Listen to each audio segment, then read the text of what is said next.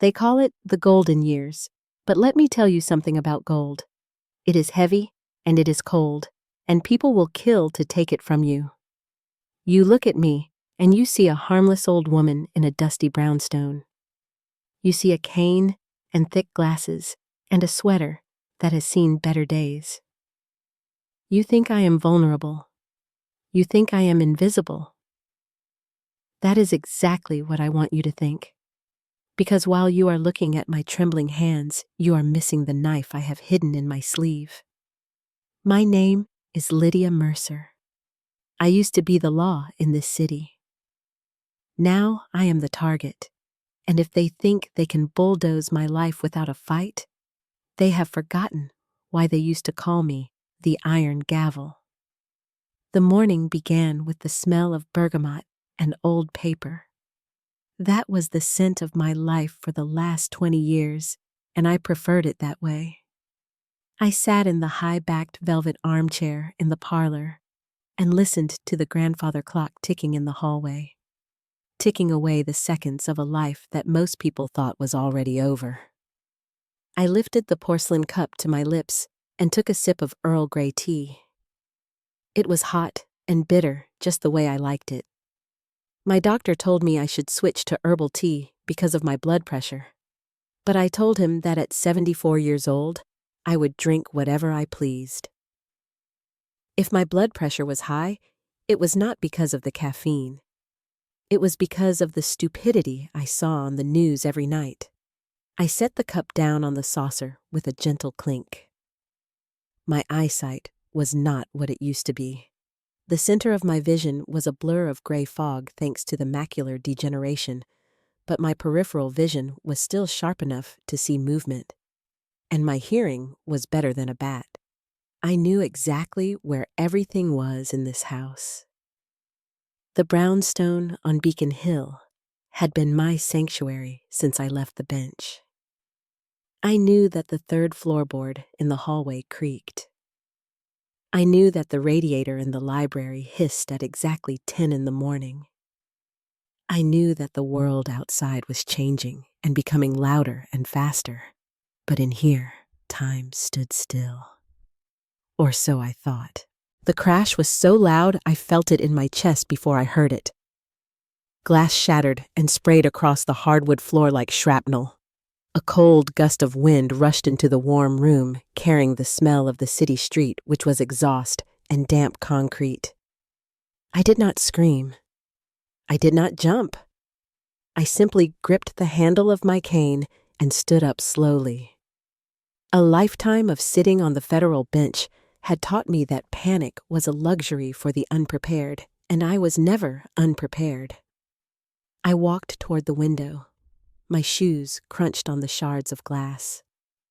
I could feel the cold October air biting at my cheeks. There was a hole in my beautiful bay window. The window that had survived blizzards and hurricanes and riots. Lying on the Persian rug amidst the glittering debris was a red brick. I stared at it. It looked like an ugly wound on the intricate pattern of the rug. But it was not just a brick. There was a piece of paper wrapped around it and secured with a thick rubber band. I leaned down. My knees protested with a sharp ache, but I ignored them. I picked up the brick. It was heavy and rough and felt like violence in my hand. I pulled the paper free and dropped the brick onto the side table. I reached into my pocket and pulled out my magnifier.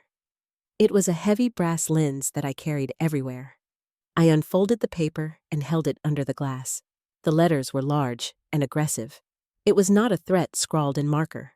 It was not a ransom note. It was an official document. Notice of eminent domain. I felt a coldness spread through my stomach that had nothing to do with the broken window. I moved the magnifier across the page, reading the legal jargon that I knew better than my own prayers. The city was claiming my property, my home. This brownstone that had been in the Mercer family for 3 generations.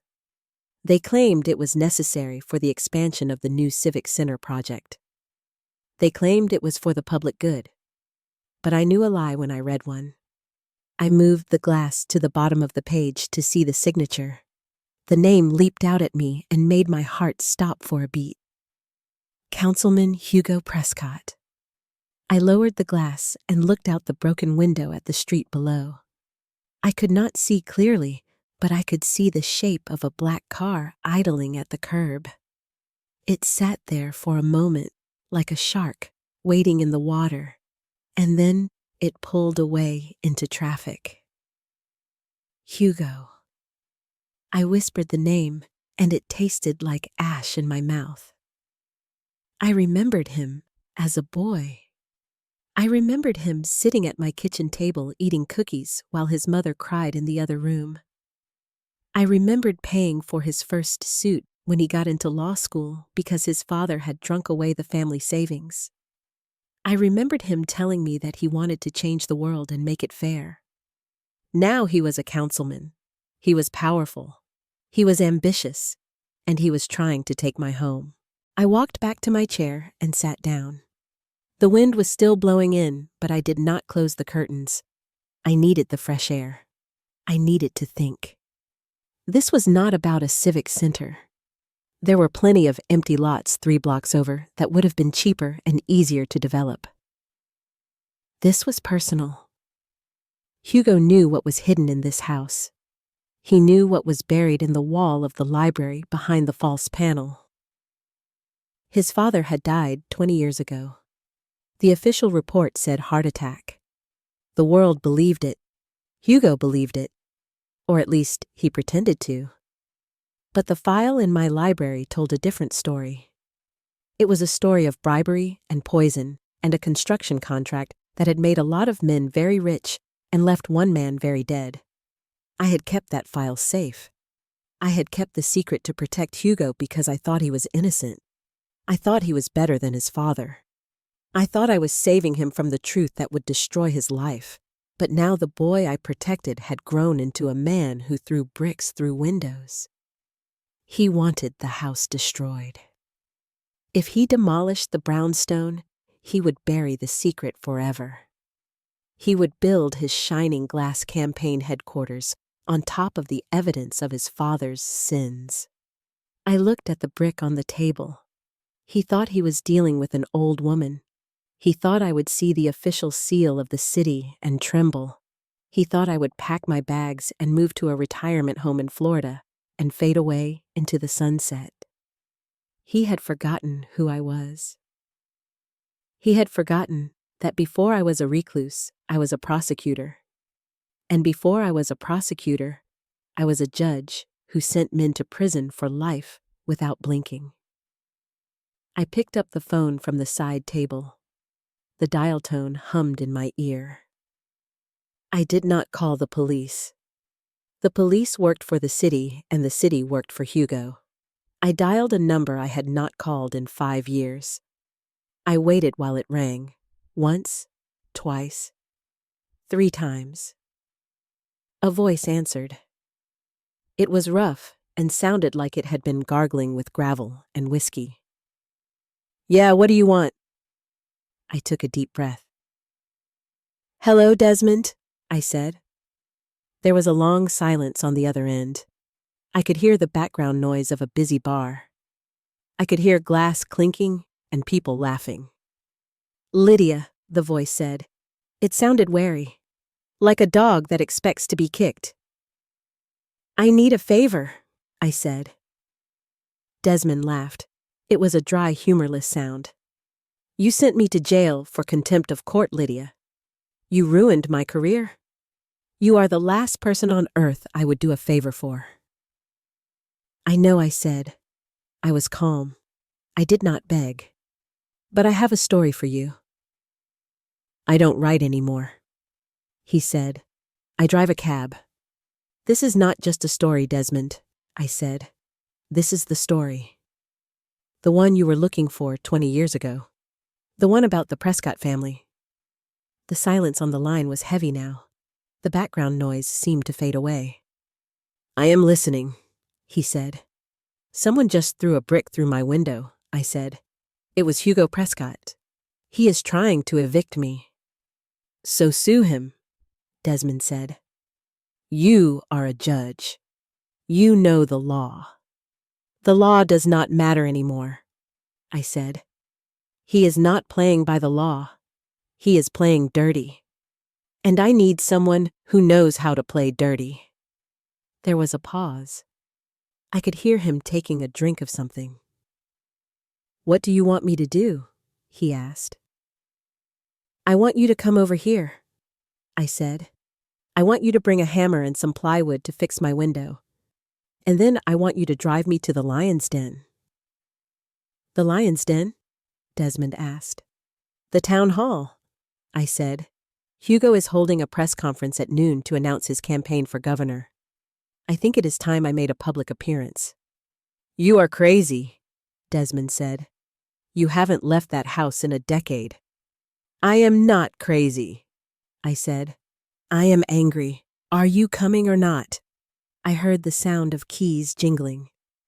I will be there in 20 minutes, he said. Don't die before I get there. I hung up the phone. I stood up and walked to the hallway mirror.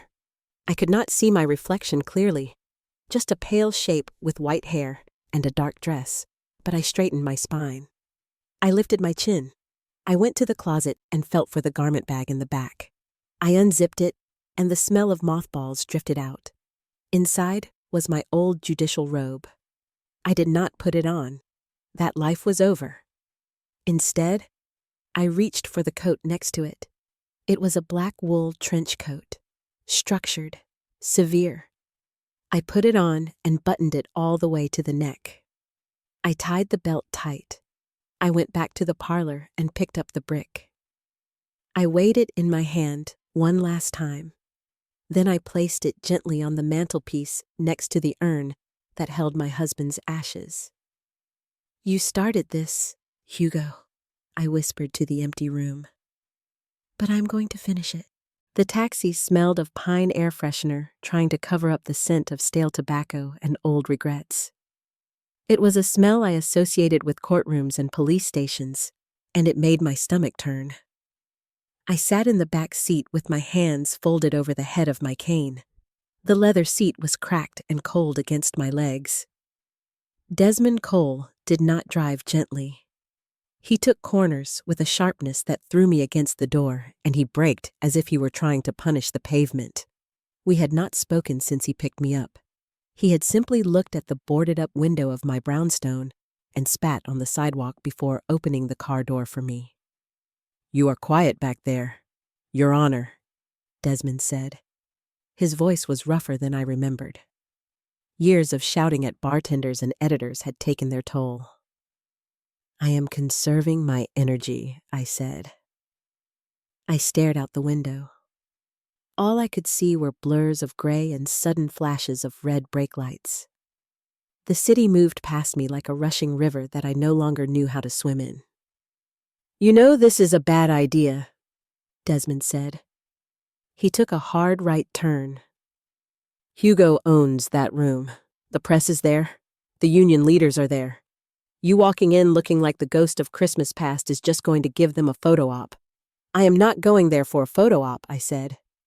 I am going there to look him in the eye. He is a politician, Lydia Desmond laughed. He doesn't have eyes. He has teleprompters. The car slowed down and finally stopped. I could hear the hum of a crowd, even through the closed windows. It sounded like a hive of angry bees. We are here, Desmond said. The town hall, or as Hugo calls it, the future center of progress. I opened the door and stepped out. The noise hit me instantly. It was a physical wall of sound. Shouting, car horns, the static of loudspeakers. I tightened my grip on my cane. For 10 years, my world had been the quiet creak of floorboards and the hiss of a radiator. This was chaos. Desmond took my elbow. His grip was firm, but not gentle. He guided me through the throng of people. I could smell hot dogs from a vendor cart and the heavy cloying scent of cheap perfume and the metallic tang of microphones. Make way. Desmond grunted. We moved into the building. The air changed. It became cooler and echoed more. The smell of floor wax and history. I knew this building. I had presided over my first case in a room just down the hall 30 years ago. We entered the main auditorium. The noise dropped to a hush and then swelled again. Someone was speaking on stage. The voice was amplified and rich. It rolled over the crowd like warm syrup. "We cannot let the past hold us hostage," the voice said. "We must build a city that works for everyone, not just the privileged few who hoard land and block progress." It was Hugo. He sounded so much like his father, it made my skin prickle. I started walking down the center aisle. Tap, tap, tap. My cane struck the linoleum floor with a rhythm that cut through the murmurs of the crowd. Desmond walked beside me, a silent shadow. I could feel eyes turning toward us. I could hear the whispers starting. "Who is that? Is that Judge Mercer? I thought she was dead. Look at her. She can barely walk." I kept my head high. I focused on the sound of Hugo's voice. "And that is why this redevelopment project is so vital." Hugo continued. "We need space. We need light. We need—" He stopped. The silence in the room became absolute. The only sound was the tap-tap-tap of my cane as I reached the front row. I stopped. I could sense the stage in front of me. I could feel the heat of the spotlights washing over the platform. "Councilman Prescott," I said. My voice was not amplified, but I had trained it for decades to carry to the back of a courtroom.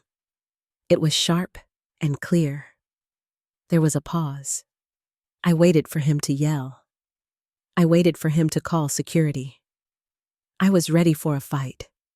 Instead, I heard a sound that chilled me to the bone. He sighed. It was a sound of deep, exaggerated pity. "Lydia," he said. His voice dropped to a gentle, condescending register. "Oh, Lydia, I didn't know you were coming out today. Is there anyone with you?" I stiffened.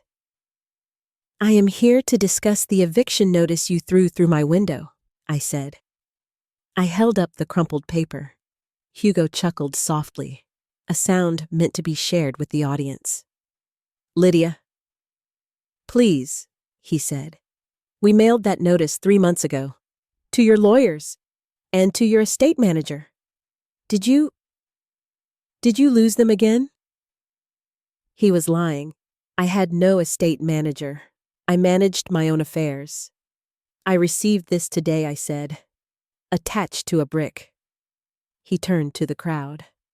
I could hear him shifting on the stage. "Ladies and gentlemen," he said, his voice full of mock sorrow. "This is exactly what I was talking about. We have seniors in our community who are living in unsafe conditions. Alone. Confused. Hoarding valuable property that they can no longer maintain. It is a tragedy, really." He was not fighting me. He was dismantling me. "I am not confused, Hugo," I said. My voice wavered slightly. I felt the anger rising in my throat, hot and choking. "I know what you are doing. You want the land because of what is underneath it." Hugo made a tisk-tisk sound. "She is upset," he said to the room. "Someone, please get her a chair. And a glass of water." "Lydia, you look frail. Have you been eating?" The crowd murmured in agreement. "Poor thing. She's lost her mind. She thinks there's buried treasure." I felt the room shift against me. They did not see the iron gavel. They saw a crazy old woman in a black trench coat ranting about bricks. "I am not frail," I snapped. "I am the reason you are not in prison for your college DUI, Hugo. Do you want to talk about that?" The microphone screeched as if he had covered it with his hand. "That is enough," he hissed. It was low so only the front row could hear. Then he stepped back and spoke into the mic again. Please, someone help Judge Mercer to the exit. This is a political rally, not a medical facility. We need to treat our elders with dignity, even when they have episodes. A security guard grabbed my arm. His fingers dug into my bicep. Let's go, ma'am, he muttered. I tried to pull away. Don't touch me, I said. Desmond stepped forward. I felt his heavy presence beside me. Get your hands off her, Desmond said. His voice was low and dangerous. The guard hesitated. Hugo laughed again. And she brought her driver. How quaint. Folks, let's give Judge Mercer a round of applause for her years of service before her decline. The audience clapped. It was a polite, pitying applause. It was worse than booing. It washed over me like toxic sludge. They were clapping for my funeral. I stood there freezing in the heat of the room. I realized then that I had made a terrible mistake. I had brought a legal argument to a theater performance. Hugo did not care about the truth.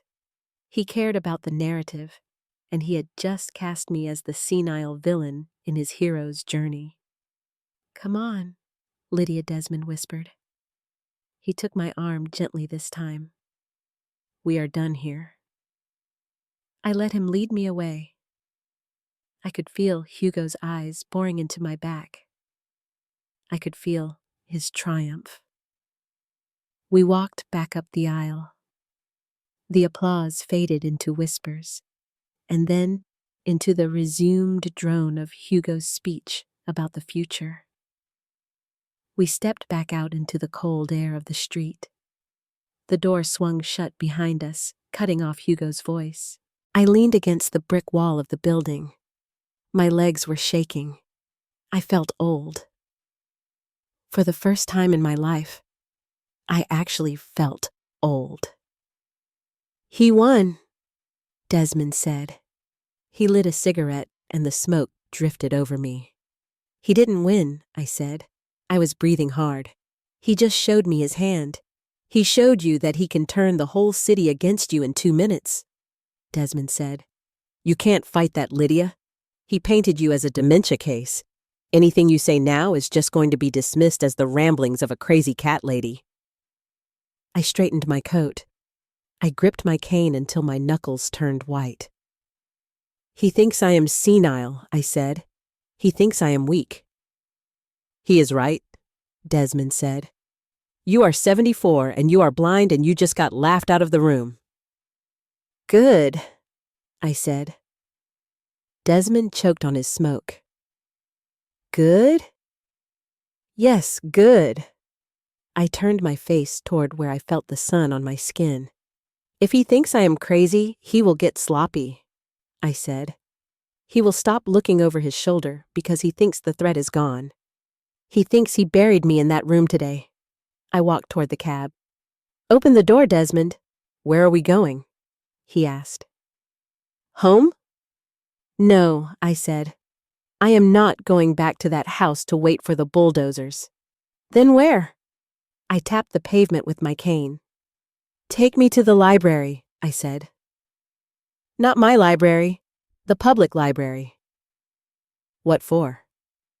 Desmond asked. Because Hugo made one mistake, I said. He mentioned my estate manager. So? So I don't have one, I said. But if he has been mailing notices to a lawyer or a manager, then he has created a paper trail of fake people. And if we can find out who is signing for my mail, we can find out who is really pulling his strings. I got into the car. He wants to play a story game, I said. Fine, but I write better endings than he does. Drive. The taxi smelled of pine air freshener, trying to cover up the scent of stale tobacco and old regrets. It was a smell I associated with courtrooms and police stations, and it made my stomach turn. I sat in the back seat with my hands folded over the head of my cane. The leather seat was cracked and cold against my legs. Desmond Cole did not drive gently. He took corners with a sharpness that threw me against the door, and he braked as if he were trying to punish the pavement. We had not spoken since he picked me up. He had simply looked at the boarded-up window of my brownstone and spat on the sidewalk before opening the car door for me. "You are quiet back there, Your Honor," Desmond said. His voice was rougher than I remembered. Years of shouting at bartenders and editors had taken their toll. "I am conserving my energy," I said. I stared out the window. All I could see were blurs of gray and sudden flashes of red brake lights. The city moved past me like a rushing river that I no longer knew how to swim in. "You know this is a bad idea," Desmond said. He took a hard right turn. "Hugo owns that room. The press is there. The union leaders are there. You walking in looking like the ghost of Christmas past is just going to give them a photo op." "I am not going there for a photo op," I said. "I am going there to look him in the eye. He is a politician." Lydia Desmond laughed. "He doesn't have eyes. He has teleprompters." The car slowed down and finally stopped. I could hear the hum of a crowd, even through the closed windows. It sounded like a hive of angry bees. "We are here," Desmond said. "The town hall, or as Hugo calls it, the future center of progress." I opened the door and stepped out. The noise hit me instantly. It was a physical wall of sound. Shouting, car horns, the static of loudspeakers. I tightened my grip on my cane. For 10 years, my world had been the quiet creak of floorboards and the hiss of a radiator. This was chaos. Desmond took my elbow. His grip was firm, but not gentle. He guided me through the throng of people. I could smell hot dogs from a vendor cart and the heavy cloying scent of cheap perfume and the metallic tang of microphones. "Make way?" Desmond grunted. We moved into the building. The air changed. It became cooler and echoed more, the smell of floor wax and history. I knew this building. I had presided over my first case in a room just down the hall 30 years ago. We entered the main auditorium. The noise dropped to a hush and then swelled again. Someone was speaking on stage. The voice was amplified and rich. It rolled over the crowd like warm syrup. "We cannot let the past hold us hostage," the voice said. "We must build a city that works for everyone, not just the privileged few who hoard land and block progress." It was Hugo. He sounded so much like his father, it made my skin prickle. I started walking down the center aisle. Tap. Tap. Tap. My cane struck the linoleum floor with a rhythm that cut through the murmurs of the crowd. Desmond walked beside me, a silent shadow. I could feel eyes turning toward us. I could hear the whispers starting. "Who is that? Is that Judge Mercer? I thought she was dead." "Look at her. She can barely walk." I kept my head high. I focused on the sound of Hugo's voice. "And that is why this redevelopment project is so vital," Hugo continued. "We need space. We need light.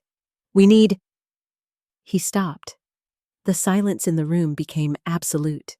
The only sound was the tap-tap-tap of my cane as I reached the front row. I stopped.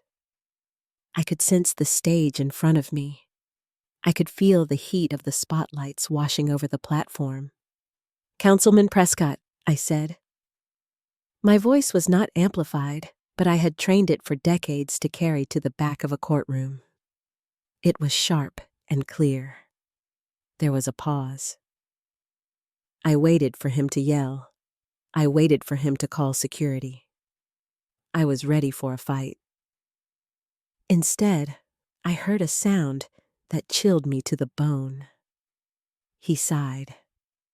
It was a sound of deep, exaggerated pity. "Lydia," he said.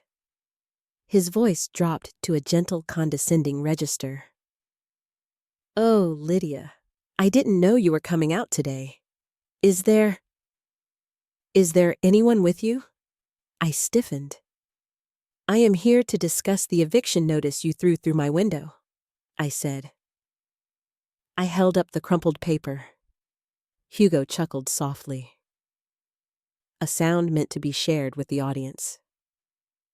Lydia, please, he said. We mailed that notice 3 months ago. To your lawyers. And to your estate manager. Did you lose them again? He was lying. I had no estate manager. I managed my own affairs. I received this today, I said. Attached to a brick. He turned to the crowd. I could hear him shifting on the stage. Ladies and gentlemen, he said, his voice full of mock sorrow. This is exactly what I was talking about. We have seniors in our community who are living in unsafe conditions, alone, confused, hoarding valuable property that they can no longer maintain. It is a tragedy, really. He was not fighting me. He was dismantling me. I am not confused, Hugo, I said. My voice wavered slightly. I felt the anger rising in my throat, hot and choking. I know what you are doing. You want the land because of what is underneath it. Hugo made a tisk-tisk sound. She is upset, he said to the room. Someone please get her a chair and a glass of water. Lydia, you look frail. Have you been eating? The crowd murmured in agreement. Poor thing. She's lost her mind. She thinks there's buried treasure. I felt the room shift against me. They did not see the iron gavel. They saw a crazy old woman in a black trench coat ranting about bricks. I am not frail, I snapped. I am the reason you are not in prison for your college DUI, Hugo. Do you want to talk about that? The microphone screeched as if he had covered it with his hand. That is enough, he hissed. It was low, so only the front row could hear. Then he stepped back and spoke into the mic again. Please, someone help Judge Mercer to the exit. This is a political rally, not a medical facility. We need to treat our elders with dignity, even when they have episodes. A security guard grabbed my arm. His fingers dug into my bicep. Let's go, ma'am, he muttered. I tried to pull away. Don't touch me, I said. Desmond stepped forward. I felt his heavy presence beside me. Get your hands off her, Desmond said. His voice was low and dangerous. The guard hesitated. Hugo laughed again. And she brought her driver. How quaint. Folks, let's give Judge Mercer a round of applause for her years of service before her decline. The audience clapped. It was a polite, pitying applause. It was worse than booing. It washed over me like toxic sludge. They were clapping for my funeral. I stood there, freezing in the heat of the room. I realized then that I had made a terrible mistake. I had brought a legal argument to a theater performance. Hugo did not care about the truth. He cared about the narrative, and he had just cast me as the senile villain in his hero's journey. Come on, Lydia, Desmond whispered. He took my arm gently this time. We are done here. I let him lead me away. I could feel Hugo's eyes boring into my back. I could feel his triumph. We walked back up the aisle. The applause faded into whispers and then into the resumed drone of Hugo's speech about the future. We stepped back out into the cold air of the street. The door swung shut behind us, cutting off Hugo's voice. I leaned against the brick wall of the building. My legs were shaking. I felt old. For the first time in my life, I actually felt old. He won, Desmond said. He lit a cigarette and the smoke drifted over me. He didn't win, I said. I was breathing hard. He just showed me his hand. He showed you that he can turn the whole city against you in 2 minutes, Desmond said. You can't fight that, Lydia. He painted you as a dementia case. Anything you say now is just going to be dismissed as the ramblings of a crazy cat lady. I straightened my coat. I gripped my cane until my knuckles turned white. He thinks I am senile, I said. He thinks I am weak. He is right, Desmond said. You are 74 and you are blind and you just got laughed out of the room. Good, I said. Desmond choked on his smoke. Good? Yes, good. I turned my face toward where I felt the sun on my skin. If he thinks I am crazy, he will get sloppy, I said. He will stop looking over his shoulder because he thinks the threat is gone. He thinks he buried me in that room today. I walked toward the cab. Open the door, Desmond. Where are we going? He asked. Home? No, I said. I am not going back to that house to wait for the bulldozers. Then where? I tapped the pavement with my cane. Take me to the library, I said. Not my library. The public library. What for? Desmond asked. Because Hugo made one mistake, I said. He mentioned my estate manager. So? So I don't have one, I said. But if he has been mailing notices to a lawyer or a manager, then he has created a paper trail of fake people. And if we can find out who is signing for my mail, we can find out who is really pulling his strings. I got into the car. He wants to play a story game, I said. Fine, but I write better endings than he does. Drive. The rain drummed against the roof of the taxi like 1,000 nervous fingers. I sat in the back seat with the empty metal box on my lap. It felt cold and heavy like a dead thing.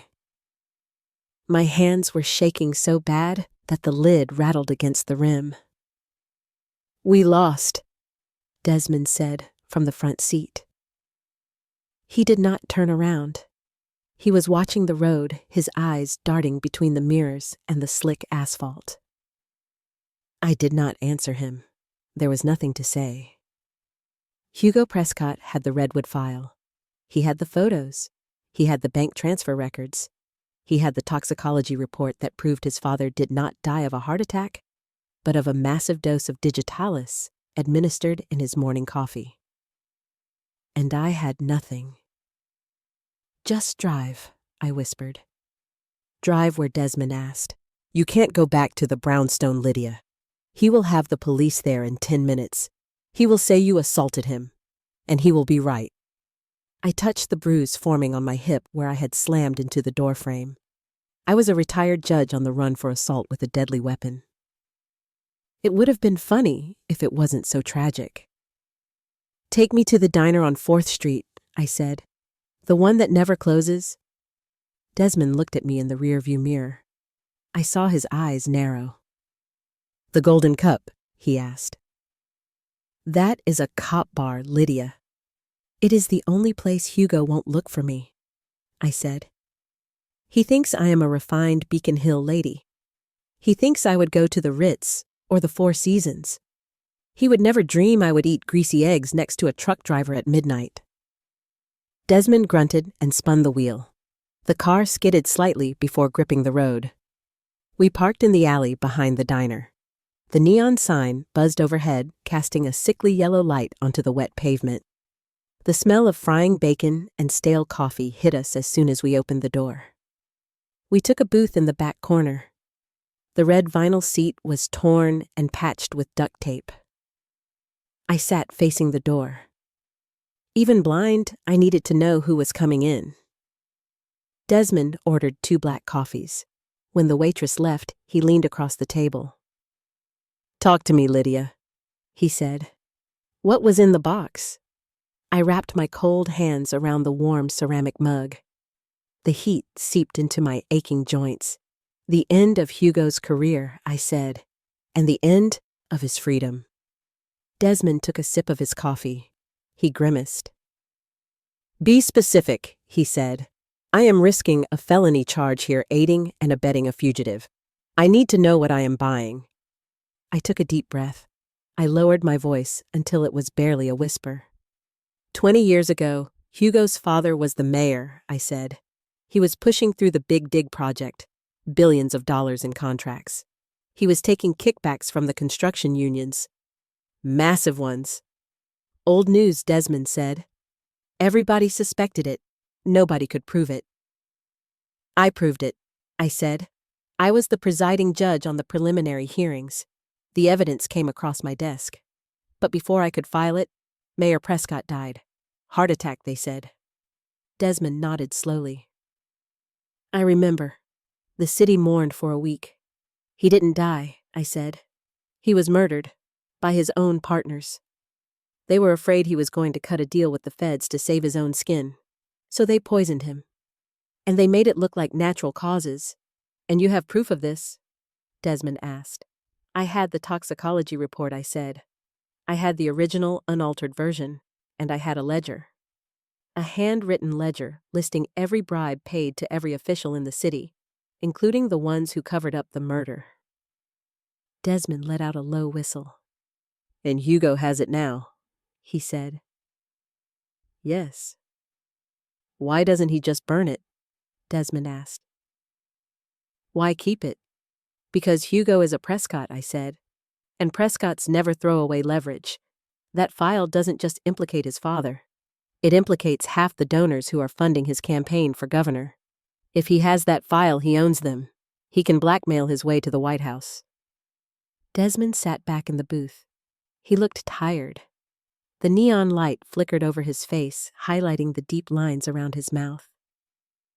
So we are screwed, he said.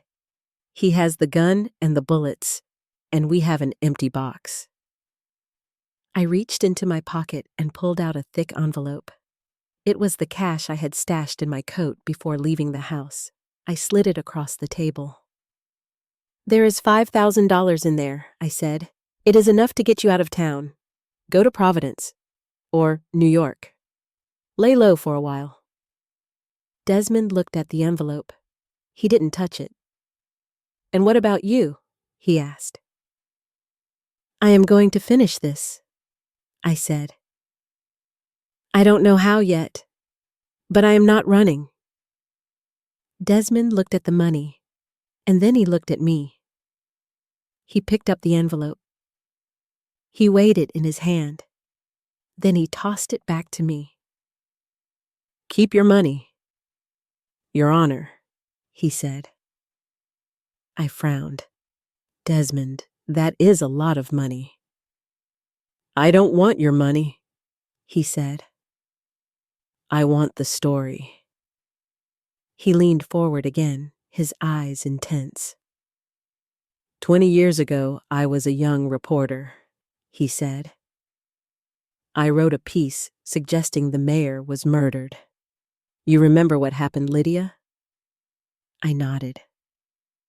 I held you in contempt of court for refusing to reveal your sources. I said, you spent 6 months in jail. You lost your job at the Globe. You ruined me, Desmond said. You crushed me to protect the integrity of your courtroom. I did what the law required, I said stiffly. Desmond smiled. It was a cold, sharp smile. Well, now the law is out the window, he said, and I want my scoop. I want to be the one who writes the headline when Hugo Prescott goes down. I want my byline on the front page. That is my price. I listened to the hum of the refrigerator behind the counter. I smelled the burnt toast. I felt the weight of his offer. He didn't want charity. He wanted redemption. Deal, I said. So, what is the play? Desmond asked. If we can't get the file back, how do we stop him? I thought about Hugo standing on my porch. The arrogance in his voice. The way he had looked at me with pity. He is launching his campaign tomorrow night, I said. The governor's gala at the Plaza Hotel. Every power player in Boston will be there. So, Desmond said. So he will want to feel secure, I said. He will want that file close to him. He won't leave it in the brownstone, and he won't leave it in his office. He is paranoid. He will keep it on his person. Or in his safe at the hotel. You want to rob the governor's gala? Desmond asked. You are 74 years old, Lydia. You can barely see the salt shaker in front of you. I don't need to see. I said. I need to be seen. I stood up. I buttoned my trench coat. We are not going to rob him, Desmond. We are going to scare him. We are going to make him think that the box he stole was a decoy. We are going to make him think I still have the real file. How, Desmond asked. By walking right up to him in front of the cameras and whispering the one thing that only the person with the file would know. I picked up my cane. Desmond drank the rest of his coffee in one gulp. He slammed the mug down. You are a dangerous woman, Lydia Mercer, he said. I tapped my way toward the door. I am just getting started. The Plaza Hotel smelled like money. It was a specific scent, a mixture of fresh lilies and floor wax, and the metallic tang of chilled champagne. To most people, it was the smell of luxury. But to me, it was the smell of a crime scene waiting to happen. Desmond and I stood outside the velvet ropes. I was wearing my same black trench coat, which was now dried and stiff from the rain, and I had brushed my hair back into a severe knot.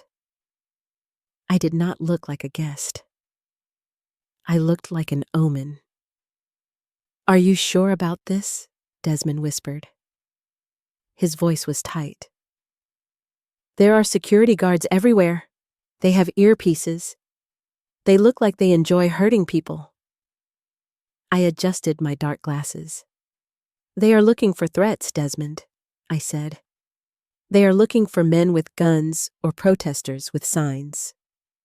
They are not looking for a 74-year-old woman with a cane.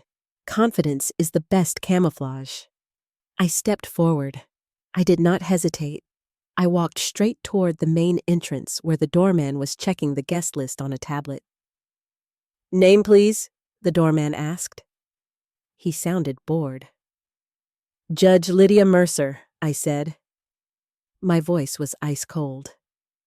And if you ask me for an invitation, young man, I will have you cited for obstruction of justice before you can blink. He paused. I could hear the rustle of his uniform as he shifted his weight. He was confused. He saw the coat. He saw the cane. But he heard the tone of voice that had sentenced men to death row. I don't see you on the list, Your Honor, he stammered. That is because I am not a guest, I said. I am here on official business with Councilman Prescott. Step aside. It was a bluff. A massive, illegal bluff. He stepped aside. Thank you, I said. We walked into the ballroom. The air was warmer here and thick with the sound of a string quartet playing Mozart.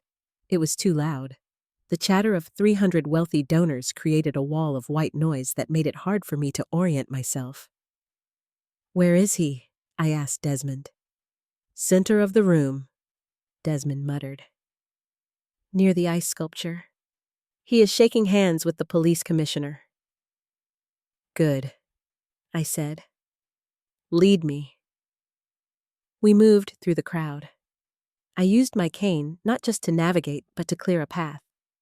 I tapped it loudly against the marble floor. Clack, clack, clack. People moved. I could smell their perfumes as they stepped back. Chanel No. 5, Santal 33. The scent of fear. They whispered as I passed. Is that her?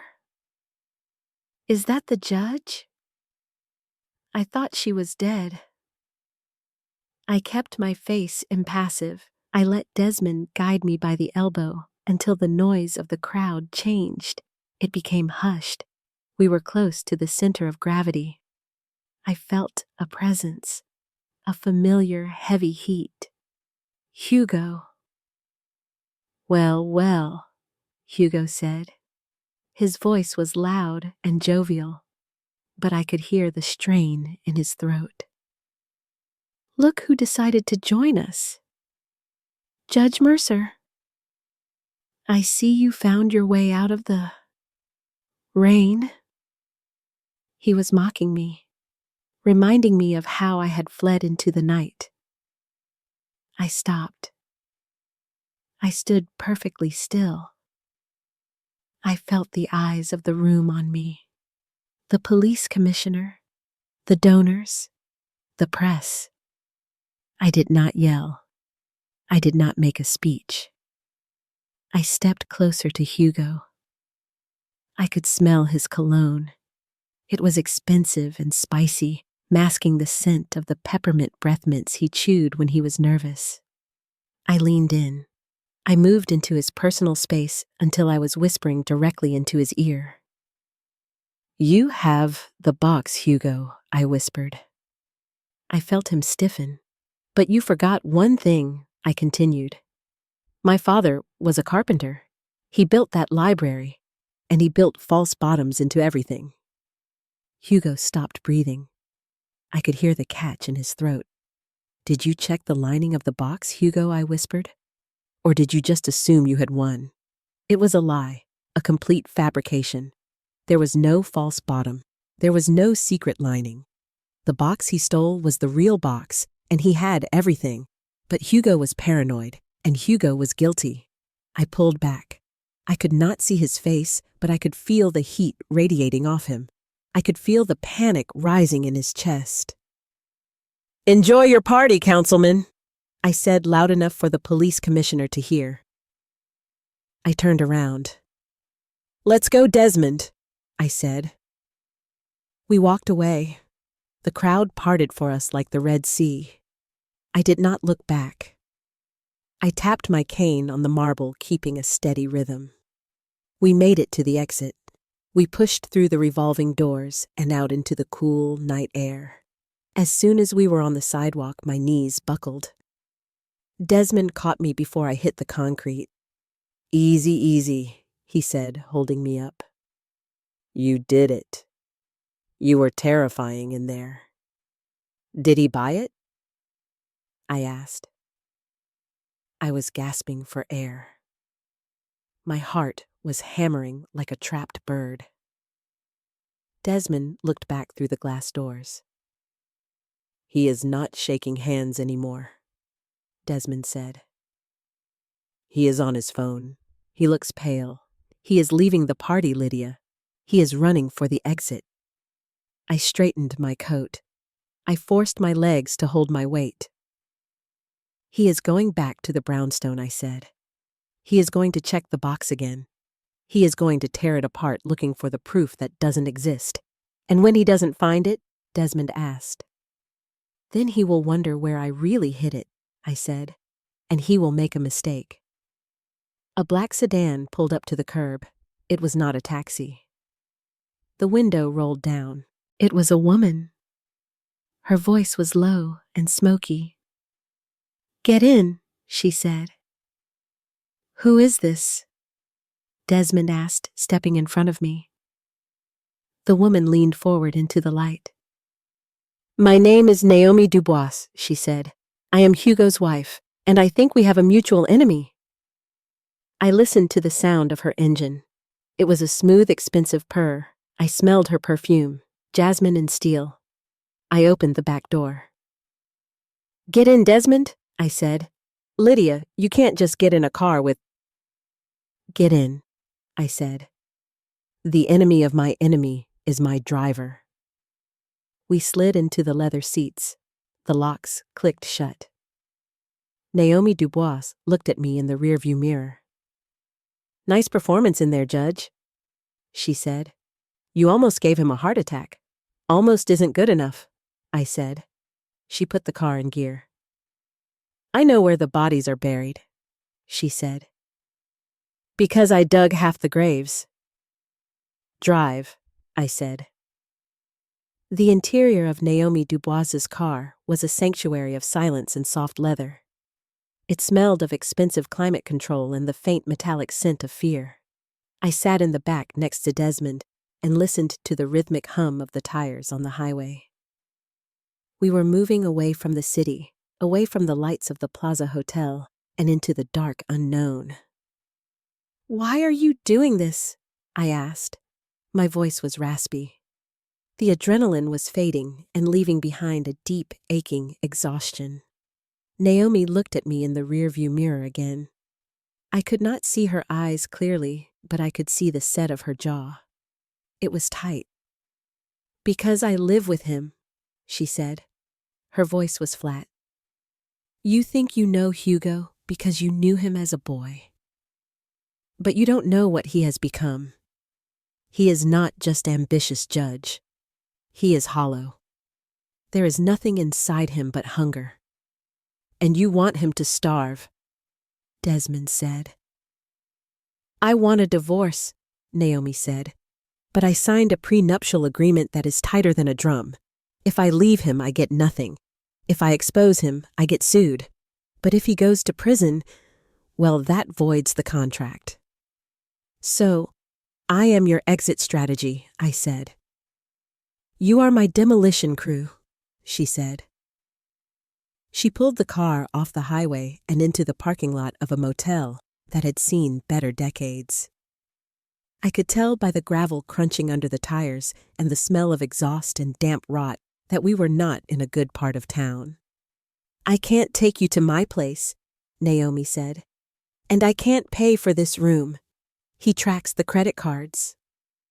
"You are on your own for tonight." She stopped the car. "He is going to come for you, Lydia," she said, turning around in her seat. "He is going to try to starve you out. He knows you have assets, but he also knows where they are. Be careful."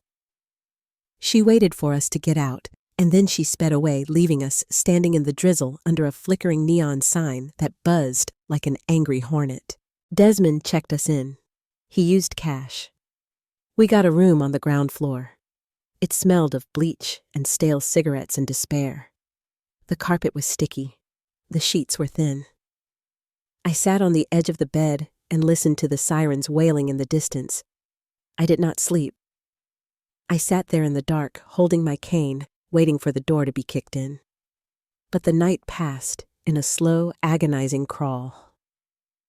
Morning brought no relief, only a gray light that filtered through the dirty curtains. Desmond went out to get coffee. I decided to go to the front desk to pay for another night. I needed to regroup. I needed to call my bank and transfer funds to a secure account before Hugo could find a way to block me. I walked to the lobby. The air was cold and smelled of floor wax. The clerk was a young man who was chewing gum with a wet, snapping sound. "Room 104, I said. "I would like to extend for 2 nights. I placed my platinum credit card on the counter. It was heavy. It was the card I had used for 20 years. It had a limit higher than most people's annual salaries. The clerk took it. I heard the swipe. I heard the keys tapping. Then a beep, a harsh, rejecting tone. He swiped it again. "Beep, problem, ma'am," the clerk said. "It says declined. Do you have another card?" I frowned. "That is impossible," I said. "Try it again." "It's declined," he said. "Card issuer's instructions. Pick up card." I felt a cold flush spread through my body. I reached into my wallet and pulled out my debit card. "Try this one," I said. My hand was shaking. He swiped it. "Beep." "Declined," he said. "Look, lady, if you can't pay, you gotta go. Checkout is at 11. I took the cards back. They felt like useless pieces of plastic in my hand. I walked back to the room. Desmond was there holding 2 styrofoam cups of coffee. "What's wrong?" he asked. "You look like you saw a ghost." "He froze my accounts," I said. I sat down heavily on the bed. All of them. The pension, the savings, the investment portfolio. He must have flagged them for fraud or suspicious activity. "Can he do that?" Desmond asked. "He is a councilman running for governor," I said. "He has friends in the banking commission. He has friends in the grand jury. Yes, he can do that. He has cut off the blood supply." I opened my wallet. I felt inside the leather folds.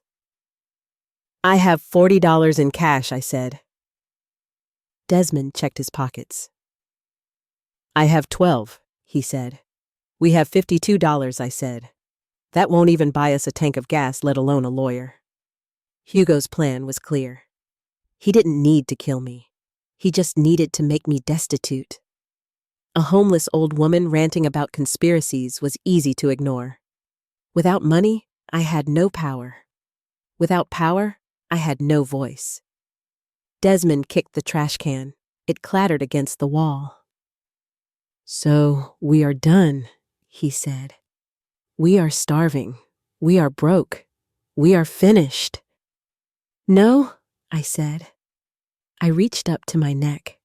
My fingers found the cold metal clasp of the chain I had worn every day for 30 years. I unclasped it. I pulled it free. It was a heavy gold chain with a solitaire diamond pendant.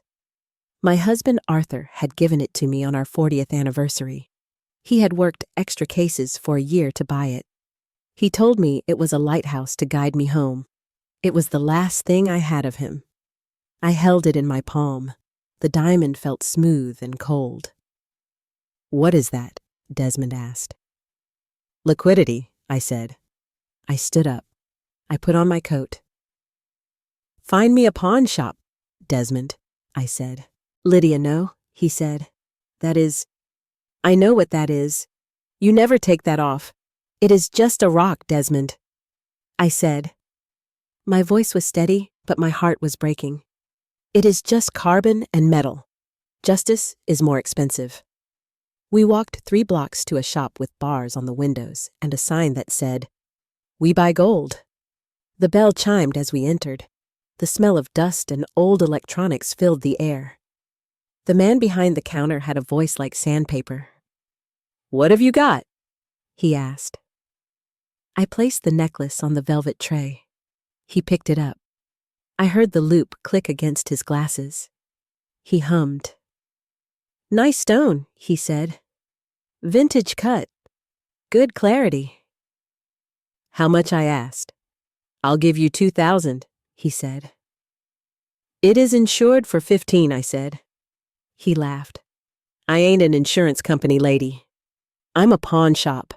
2,000 cash. Take it or leave it." I listened to the traffic outside. I thought about Arthur. I thought about the brownstone. I thought about Hugo sitting in his office thinking he had won. 3,000, I said, "and you keep it in the safe for 30 days.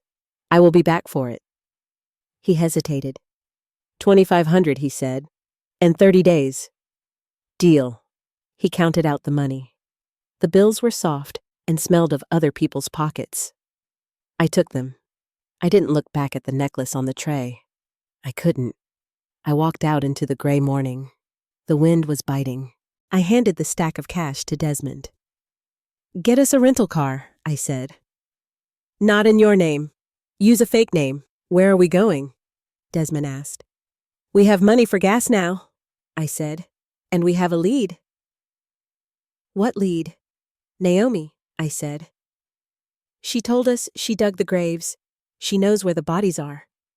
"But she left?" Desmond said, "She didn't tell us where to look. She didn't have to," I said. I tapped my temple. "I remember the smell of her car, Desmond. It wasn't just leather. There was something else. A faint smell of earth and mulch."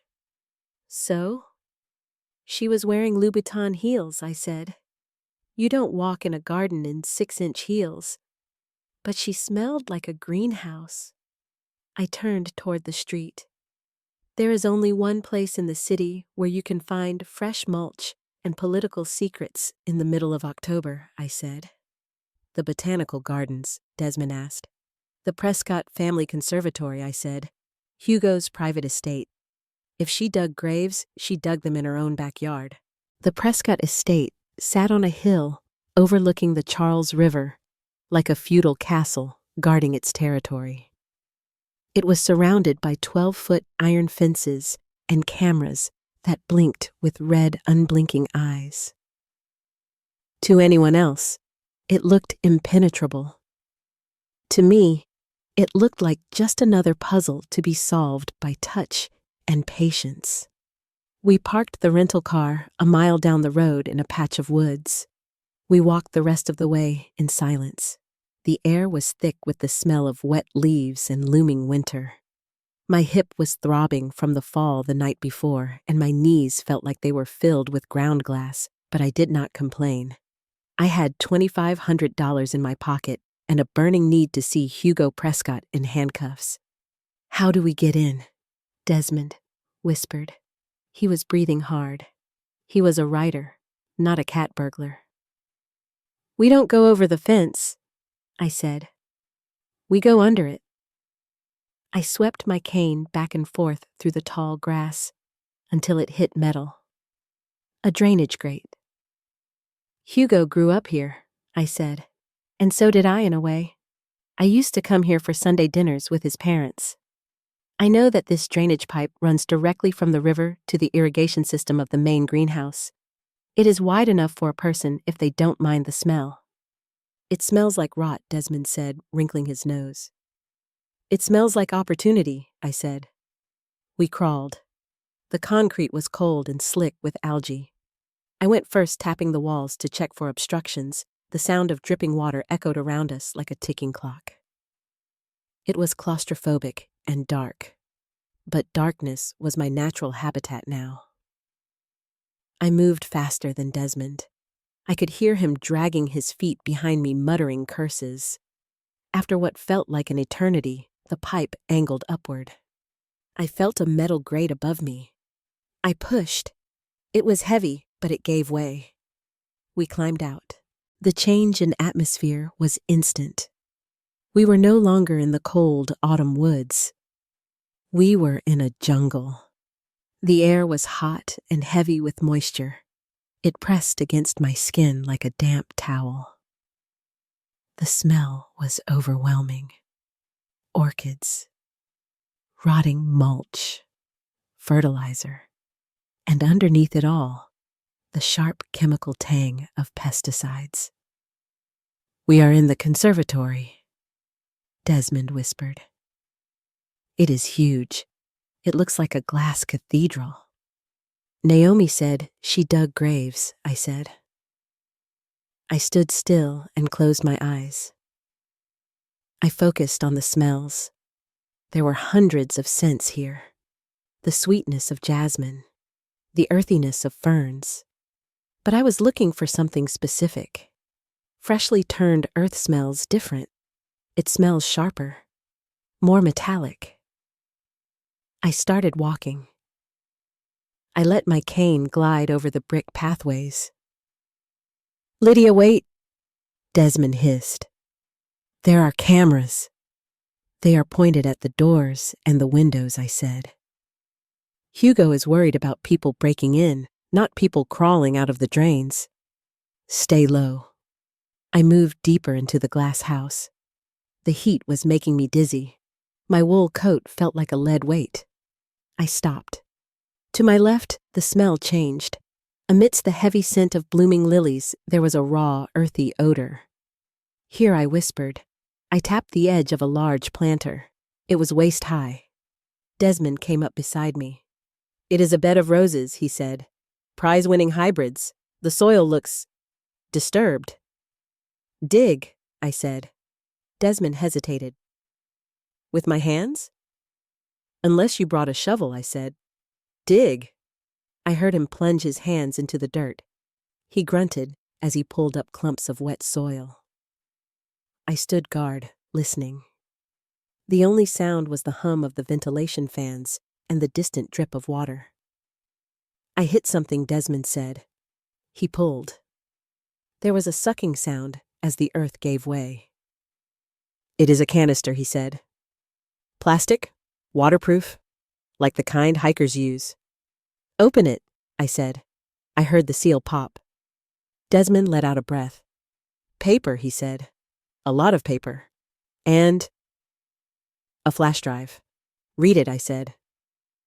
My heart was pounding against my ribs. Desmond rustled the pages. "It is a log," he said. His voice was shaking. "It is a log of chemical purchases, digitalis, arsenic, and receipts. Receipts for payments to a private coroner." It was the backup. Naomi had kept the receipts. She had kept the proof of the poison. "We got him," I said. I felt a surge of triumph so strong it almost knocked me over. "We actually got him." Then I heard it. A click. It was a small sound, like a relay switch tripping. "What was that?" Desmond asked. I tilted my head. The hum of the fans had stopped. The silence was sudden and terrifying. Then a new sound started. A hiss. It came from everywhere at once, from the ceiling, from the floor vents. "Pesticides," I whispered. What Desmond asked, looking around. "The fumigation cycle," I said. "It is automatic. Or someone triggered it," Desmond said. "Run!" I screamed. We scrambled toward the drainage grate. The hissing grew louder. I could smell it now. A sickly sweet chemical odor that burned the inside of my nose. We reached the grate. Desmond grabbed the metal cover. It wouldn't move. "It's locked," he yelled. "It locked automatically." "The doors," I shouted. "Try the doors!" We ran to the main entrance. I slammed my cane against the glass. Locked. We were trapped inside a sealed glass box. And the white fog was descending from the ceiling. My eyes started to water. My throat felt like it was closing up. "Break the glass!" I choked out. "Desmond, break the glass!" Desmond picked up a heavy clay pot. He swung it with all his might against the wall. It bounced off with a dull thud. "Polycarbonate," he coughed. "Bulletproof. It won't break." The gas was thick now. I fell to my knees. The world was spinning. I couldn't breathe. It felt like fire in my lungs. Lydia Desmond gasped. He was on the floor beside me. I clutched the canister to my chest. We had the proof. We had the smoking gun. And we were going to die with it in a box of flowers. I coughed, racking my body. Then I heard a voice. It was distorted, coming through a speaker system I hadn't noticed. "I told you, Lydia," the voice said. It was Hugo. Calm. Cold. "Insects have to be exterminated." I tried to stand up, but my legs wouldn't work. The darkness of my blindness was merging with the darkness of unconsciousness. I felt Desmond's hand grab mine. His grip was weak. "I am sorry, Lydia," he wheezed. I laid my head on the cool brick floor. The smell of the chemicals drowned out the jasmine, drowned out the earth, drowned out everything. So this is how it ends, I thought. Not with a gavel, but with a hiss. The darkness was not black. It was a swirling kaleidoscope of gray fog and pain. My lungs were burning as if I had swallowed broken glass. I could hear Desmond coughing beside me, a wet, hacking sound that was getting weaker by the second. I pressed my face against the cold bricks of the floor. I tried to find a pocket of air near the ground, but the gas was heavy. It settled like a shroud. I thought about Arthur. I thought about the day he gave me the diamond necklace. He had said, "Lydia, you are the strongest person I know, but even iron breaks if you heat it enough." I was breaking. Then the hissing stopped. It was replaced by a mechanical groan, the sound of heavy hydraulics. A rush of cold, clean air hit me. It was violent. It swept through the greenhouse like a gale-force wind. I gasped. The first breath tasted of oxygen and winter. It made me dizzy. "Get up!" The voice was sharp. It cut through the ringing in my ears. I lifted my head. I heard the click of heels on the brick. Rapid. Angry. "Get up, you fools, before he sees the override on the panel." It was Naomi. I felt hands grabbing the back of my coat. She was strong. She hauled me up to my knees. I scrabbled for my cane. "Desmond," I croaked. "He is moving." Naomi snapped. "Move!" We stumbled out of the open glass doors. The night air was freezing, but it felt like a blessing. I collapsed onto the grass outside the conservatory, retching and gasping. Desmond fell beside me. Naomi stood over us. I could smell the ozone on her clothes. She had hacked the system. "You have 5 minutes," she said. Her voice was trembling. "He is in the main house. He thinks the cycle is still running. When he sees the error code, he will send the guards." Why, I wheezed. "Why did you save us?" She didn't answer immediately. I heard the rustle of fabric. "Because I don't want to be the wife of a murderer," she said. "Being the wife of a thief is one thing, but this is too much." She kicked something toward me. It skittered across the grass and hit my boot. "Keys," she said. "My car is parked at the service entrance. Take it." "What about you?" Desmond asked, wiping his mouth. "He will know it was you." "I will tell him I heard noises and came to investigate," Naomi said. "I will tell him you overpowered me. Hit me." What Desmond asked. "Hit me," she said. "Make it look real." Desmond hesitated. "Do it," she hissed. I heard the sound of flesh striking flesh, a sickening thud. Naomi gasped. "Go," she whispered. "Run." We ran. We scrambled through the woods to the service road. I clutched the canister of evidence to my chest, like a newborn baby. We found the car, a sleek sedan. Desmond threw me into the passenger seat and fumbled with the keys. The engine roared to life just as I heard the shouting start back at the house. Flashlights swept the trees behind us. Desmond stomped on the gas. The car fishtailed on the gravel and then shot forward. We tore down the driveway, smashing through the wooden service gate. Splinters of wood rained down on the windshield. We drove in silence for 10 minutes. The only sound was our ragged breathing and the wind whistling through the cracked side mirror. "Where to?" Desmond asked. His voice was hoarse. I leaned my head back against the seat. My throat felt raw. "We have the evidence," I said, "but we have nowhere to go. The hotels are out. The police are owned by Hugo. The press won't listen to us without verification. We need a safe house," Desmond said. I closed my eyes. I pictured the map of the city in my mind. Every street, every alley. "There is only one place he won't look," I said. "Where?" "My house," I said. "The brownstone?" Desmond asked. "Are you crazy?" "That is the first place he will look."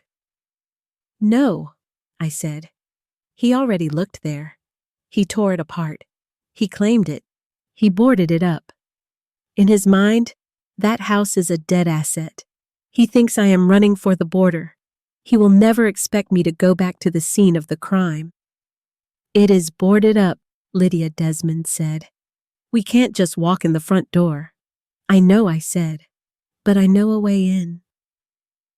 We drove back into the city. The rain had stopped, but the streets were slick and empty. It was 3 a.m, the witching hour. Desmond parked the car 2 blocks away from my street. We walked the rest of the way, keeping to the shadows. My street was quiet. The streetlights reflected off the puddles. I could feel the presence of my house before I heard it. It loomed, silent and dark. The windows were covered with plywood. A neon orange condemned sticker was plastered across the front door. Around the back, I whispered. We crept down the narrow alleyway that ran behind the row of brownstones. It smelled of garbage and wet brick. I counted the steps. 42 paces. "Here," I said. I tapped the ground with my cane. "It is a coal chute," Desmond whispered. It hasn't been used in 50 years. It is welded shut. Not this one, I said. Arthur kept it greased. He said you never know when you might need a back door. I knelt down. My knees screamed in protest. I felt for the iron ring under the dirt and dead leaves. "Help me," I said. Desmond grabbed the ring. We pulled. The iron groaned. Rust flaked off under my fingers.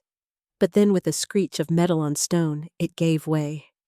A dark hole opened up in the ground. The smell of damp earth and ancient coal dust drifted up. "You first," I said. Desmond lowered himself into the darkness. I heard his feet hit the pile of coal below. "Okay," he whispered. "Come on." I slid into the hole. It was tight and cold.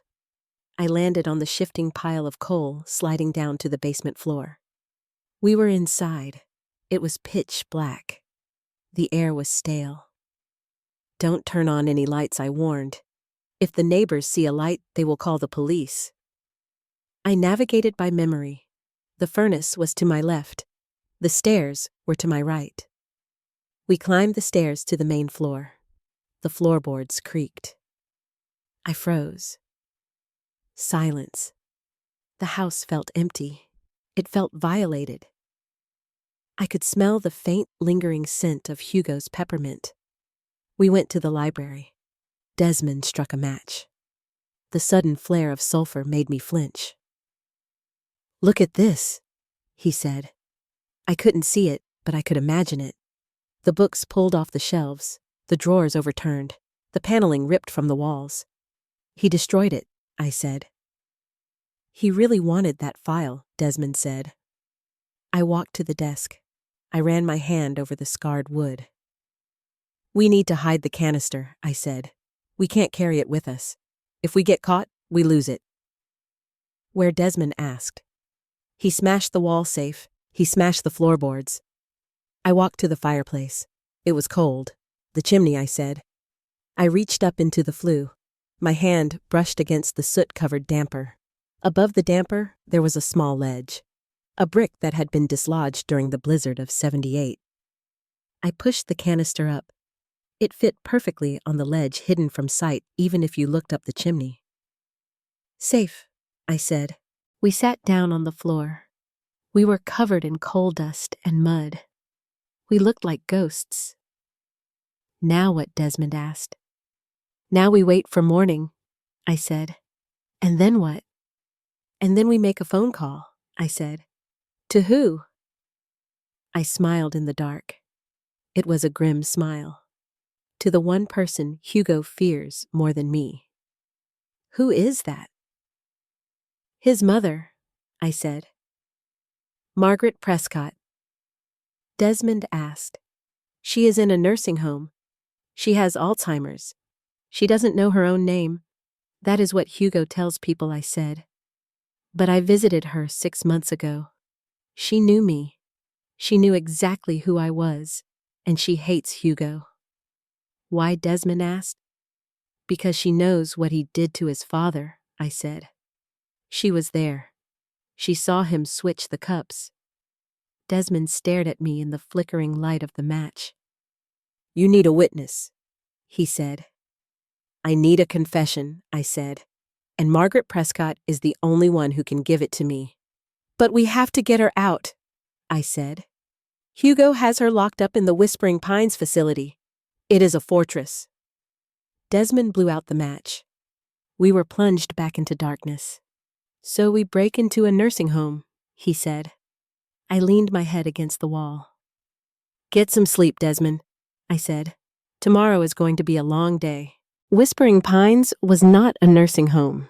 It was a minimum security prison wrapped in floral wallpaper and expensive molding. It sat on the outskirts of the city, surrounded by manicured lawns that looked like they had been cut with nail scissors. We parked the stolen sedan in the delivery bay behind the kitchens. The air here smelled of steamed broccoli and industrial bleach. It was a smell that reminded me of hospitals, and it made my stomach tighten. Desmond looked at me. He was wearing a set of blue scrubs we had pilfered from a laundry truck 2 miles back. They were too tight in the shoulders and too short in the legs. I was wearing a white lab coat over my black dress, and I had hung a stethoscope around my neck. It was a prop from a costume shop we passed. "You look like a doctor who has had a very long night," Desmond said. "I feel like a corpse that hasn't been buried yet," I said. We walked to the service entrance. It was 7 a.m.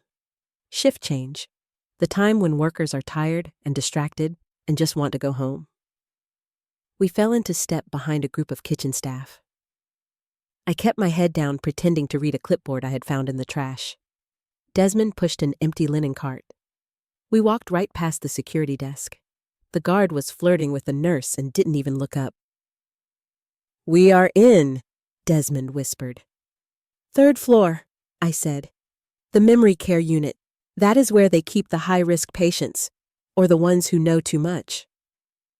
We took the service elevator. It shuddered as it rose. When the doors opened, the atmosphere changed. The air was quieter here, heavier. The floor was carpeted to muffle footsteps. The doors were locked with keypads. "Room 304, I said. "Margaret's suite."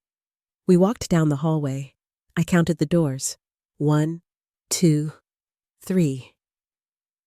There was a man sitting in a chair outside room 304. He was not a nurse. He was wearing a suit that was too expensive for a nursing home salary. He had an earpiece. "Hugo's private security," I whispered. "He is guarding her." "He knows she is a liability," Desmond said. "We can't get past him." I adjusted my glasses. I touched the pocket of my lab coat where I had placed a thick envelope filled with napkins from the diner. "I am going to talk to him," I said. "Lydia, he will recognize you," Desmond hissed. "That is the point," I said. "You wait around the corner with the cart. When I give the signal, you move." I walked toward the guard. I tapped my cane loudly on the floor. "Excuse me, young man," I said. The guard looked up. He was young, with a neck as thick as a tree trunk. He stared at me. His eyes widened. "Judge Mercer?" he said. He stood up, reaching for his radio. "I wouldn't do that if I were you," I said. My voice was calm and authoritative. He paused, his hand hovering over his belt. "We have been looking for you," he said. "The councilman is very worried about your health." "The councilman is worried about this," I said. I pulled the envelope out of my pocket. I held it up. It was thick and sealed with red tape. "The Redwood file," he whispered. "I am tired," I said. I let my shoulders slump. "I am an old woman, and I am tired of running. I want to make a deal." I took a step closer. "Take this to Hugo," I said. "Tell him I am done. Tell him I will sign the non-disclosure agreement. Just let me say goodbye to my old friend Margaret before I go." The guard looked at the envelope. Greed and ambition warred in his eyes. If he brought the file to Hugo, he would be a hero. He would get a bonus, a promotion. "Hand it over," he said. I held it out. He reached for it. As soon as his fingers touched the paper, I dropped my cane. It clattered to the floor with a loud crack. That was the signal.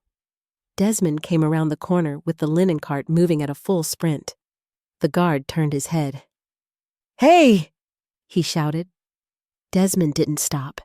He rammed the heavy metal cart into the guard's knees. The guard buckled. He went down with a grunt of pain. Desmond was on him instantly. He wasn't a fighter, but he was desperate. He put the guard in a chokehold, dragging him backward into the linen closet across the hall. I picked up the keycard the guard had dropped. I swiped it on the door of room 304. The light turned green. I pushed the door open. "Margaret!" I called out. The room was dark.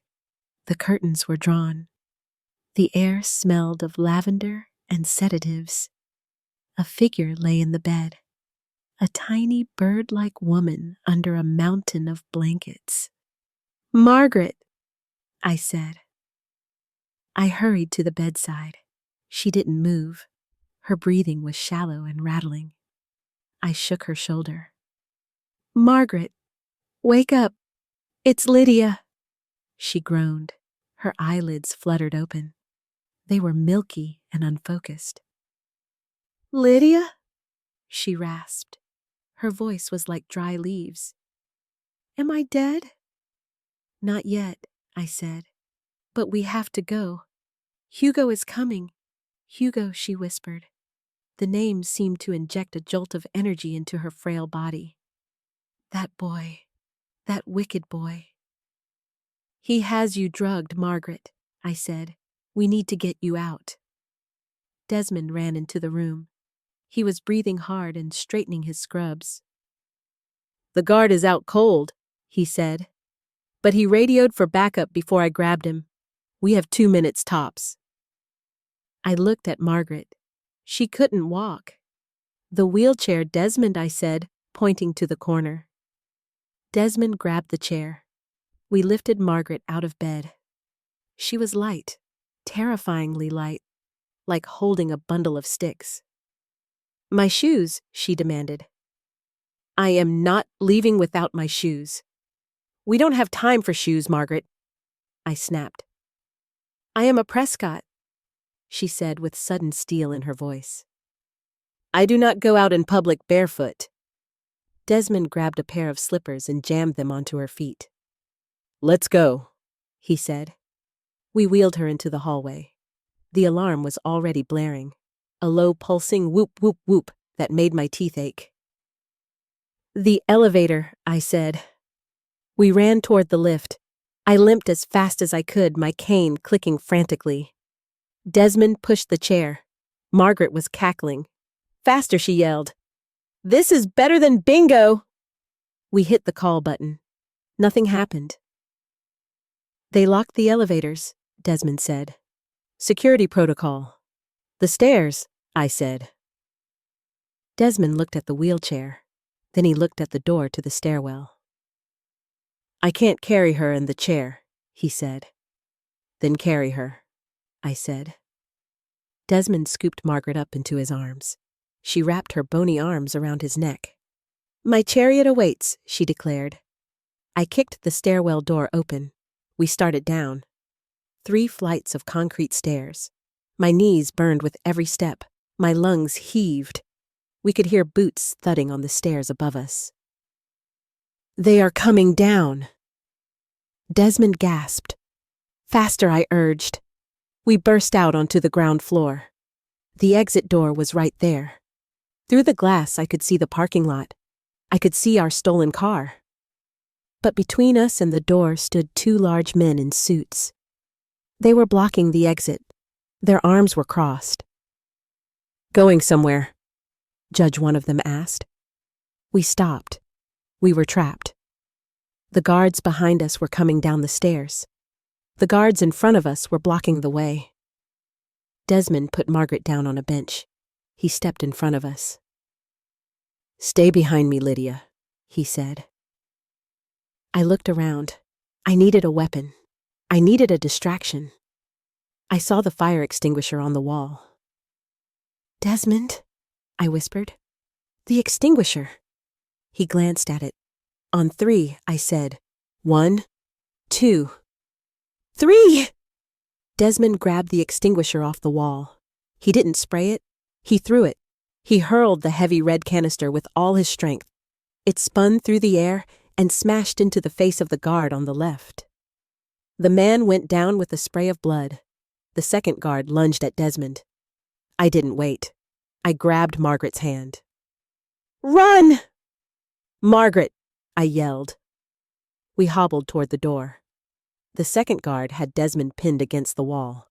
He was punching him. Hard. "Desmond!" I screamed. "Go!" Desmond yelled. His mouth was bloody. "Get her to the car!" I looked at him. I looked at the door. I couldn't leave him. But if I stayed, we all lost. I shoved Margaret through the door. The cold air hit us. "Get in the car," I shouted, pointing at the sedan. Margaret shuffled toward the car. She was surprisingly fast when she wanted to be. I turned back. The guard had his hands around Desmond's throat. Desmond's face was turning purple. I gripped my cane. It was a solid piece of hickory with a heavy brass head. I walked up behind the guard. I didn't tap him on the shoulder. I swung the cane like a baseball bat. I aimed for the kidneys. Crack! The guard arched his back and screamed, letting go of Desmond. I swung again. This time at the back of his knee. He collapsed. Desmond slid down the wall, gasping for air.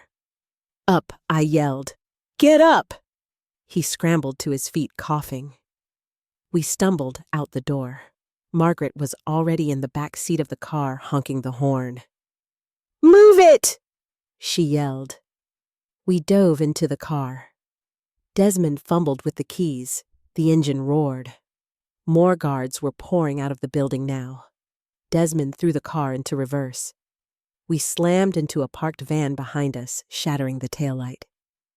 Then he shifted to drive, and we peeled out of the lot, tires smoking. I looked back. The guards were running after us, but they were getting smaller.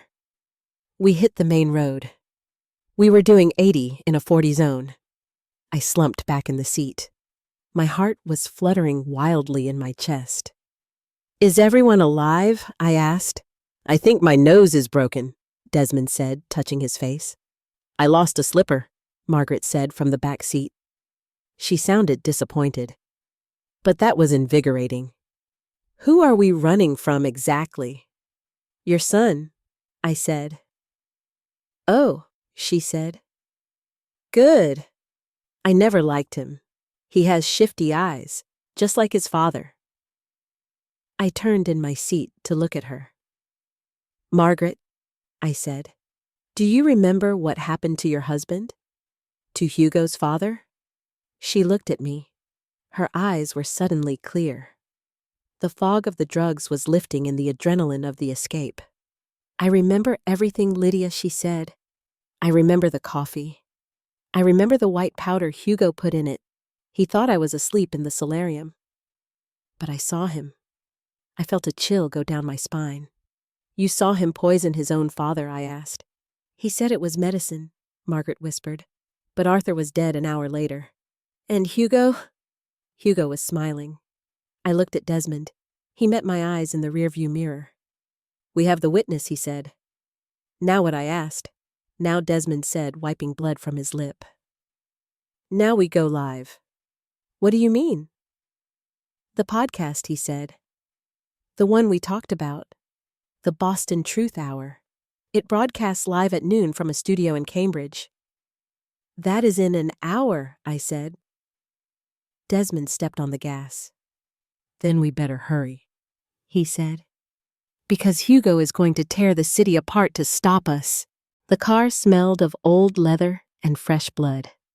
Desmond was driving with one hand on the wheel and the other holding a fast food napkin to his broken nose.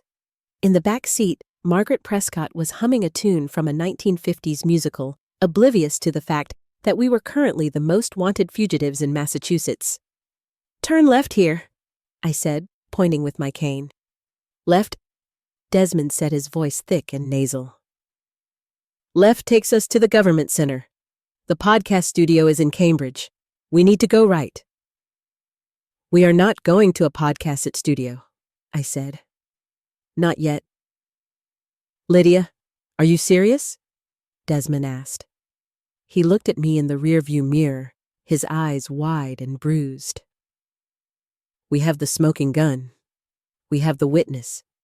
We need to put this on the air before Hugo finds us." "We are going to the district attorney," I said. Desmond slammed his hand on the steering wheel. "The DA," he shouted. "The DA is an elected official, Lydia. He plays golf with Hugo. He is part of the machine. He is an officer of the court," I said, keeping my voice calm. "His name is Thomas Kincaid. I mentored him when he was a junior prosecutor. He is a good man." He swore an oath. Oaths don't mean anything anymore, Desmond said, swerving around a delivery truck. Money means something. Power means something. You are living in the past, Lydia. I am a federal judge, I snapped. I spent 40 years upholding the law. I will not circumvent the justice system just because I am scared. We follow the proper procedure. We take the evidence to the prosecutor. We get a sworn deposition from Margaret. We do this by the book. Desmond let out a frustrated groan, but he turned the wheel. He turned left. We parked in the underground garage of the Suffolk County Courthouse. It was a place I knew well. The air was damp and smelled of concrete dust and exhaust fumes. It was the smell of bureaucracy. We can't take Margaret in through the front, I said. There are metal detectors and marshals. We go up the judge's elevator. I still have my access code. We got Margaret out of the car. She was complaining about her missing slipper, but she seemed lucid. I remember this place, she said, looking around the grim concrete garage. Arthur used to work late here. He said the walls whispered. We reached the private elevator. I punched in the code. 4291. The keypad beeped green. The doors slid open. See? I said, stepping inside. The system still recognizes me. We rode up to the 5th floor. My heart was beating a steady rhythm against my ribs. I felt a sense of relief. We were safe here. This was the house of law. Hugo couldn't touch us here. The elevator opened into a carpeted hallway. It smelled of lemon polish and coffee. I walked straight to the heavy oak door at the end of the hall. District Attorney Thomas Kincaid, the plaque read. I didn't knock. I pushed the door open. Thomas, I said. The man behind the desk jumped. He was a large man with silver hair and a face that was usually flushed with confidence. Today, it went pale.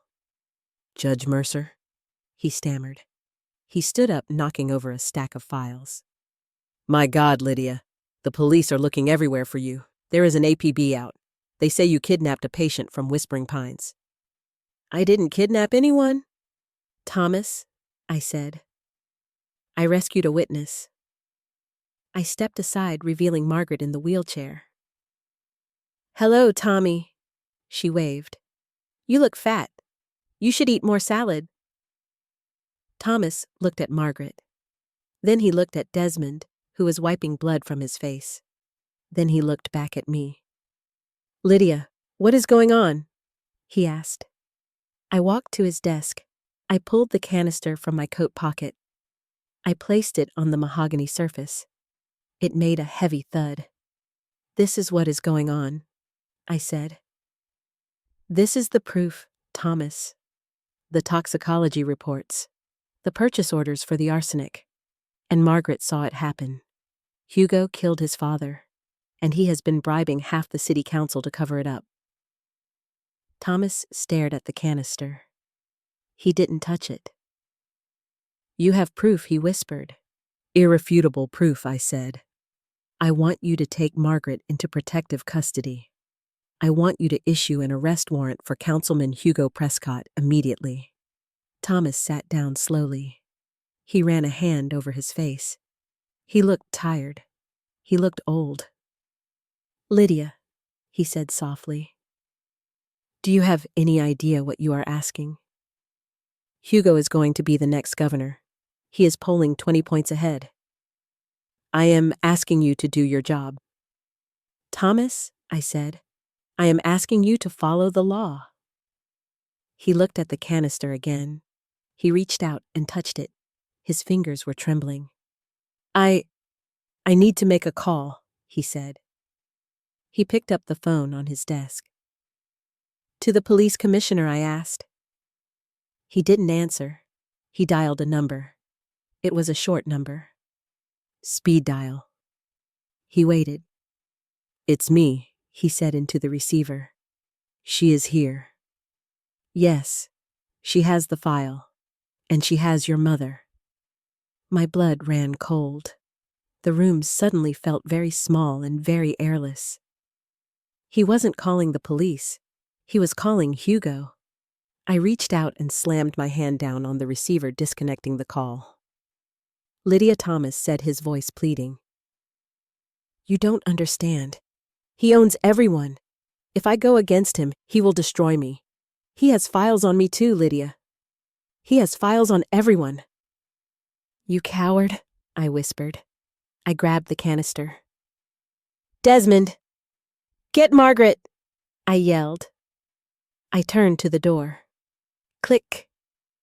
The sound of the electronic lock engaging. Thomas had pressed a button under his desk.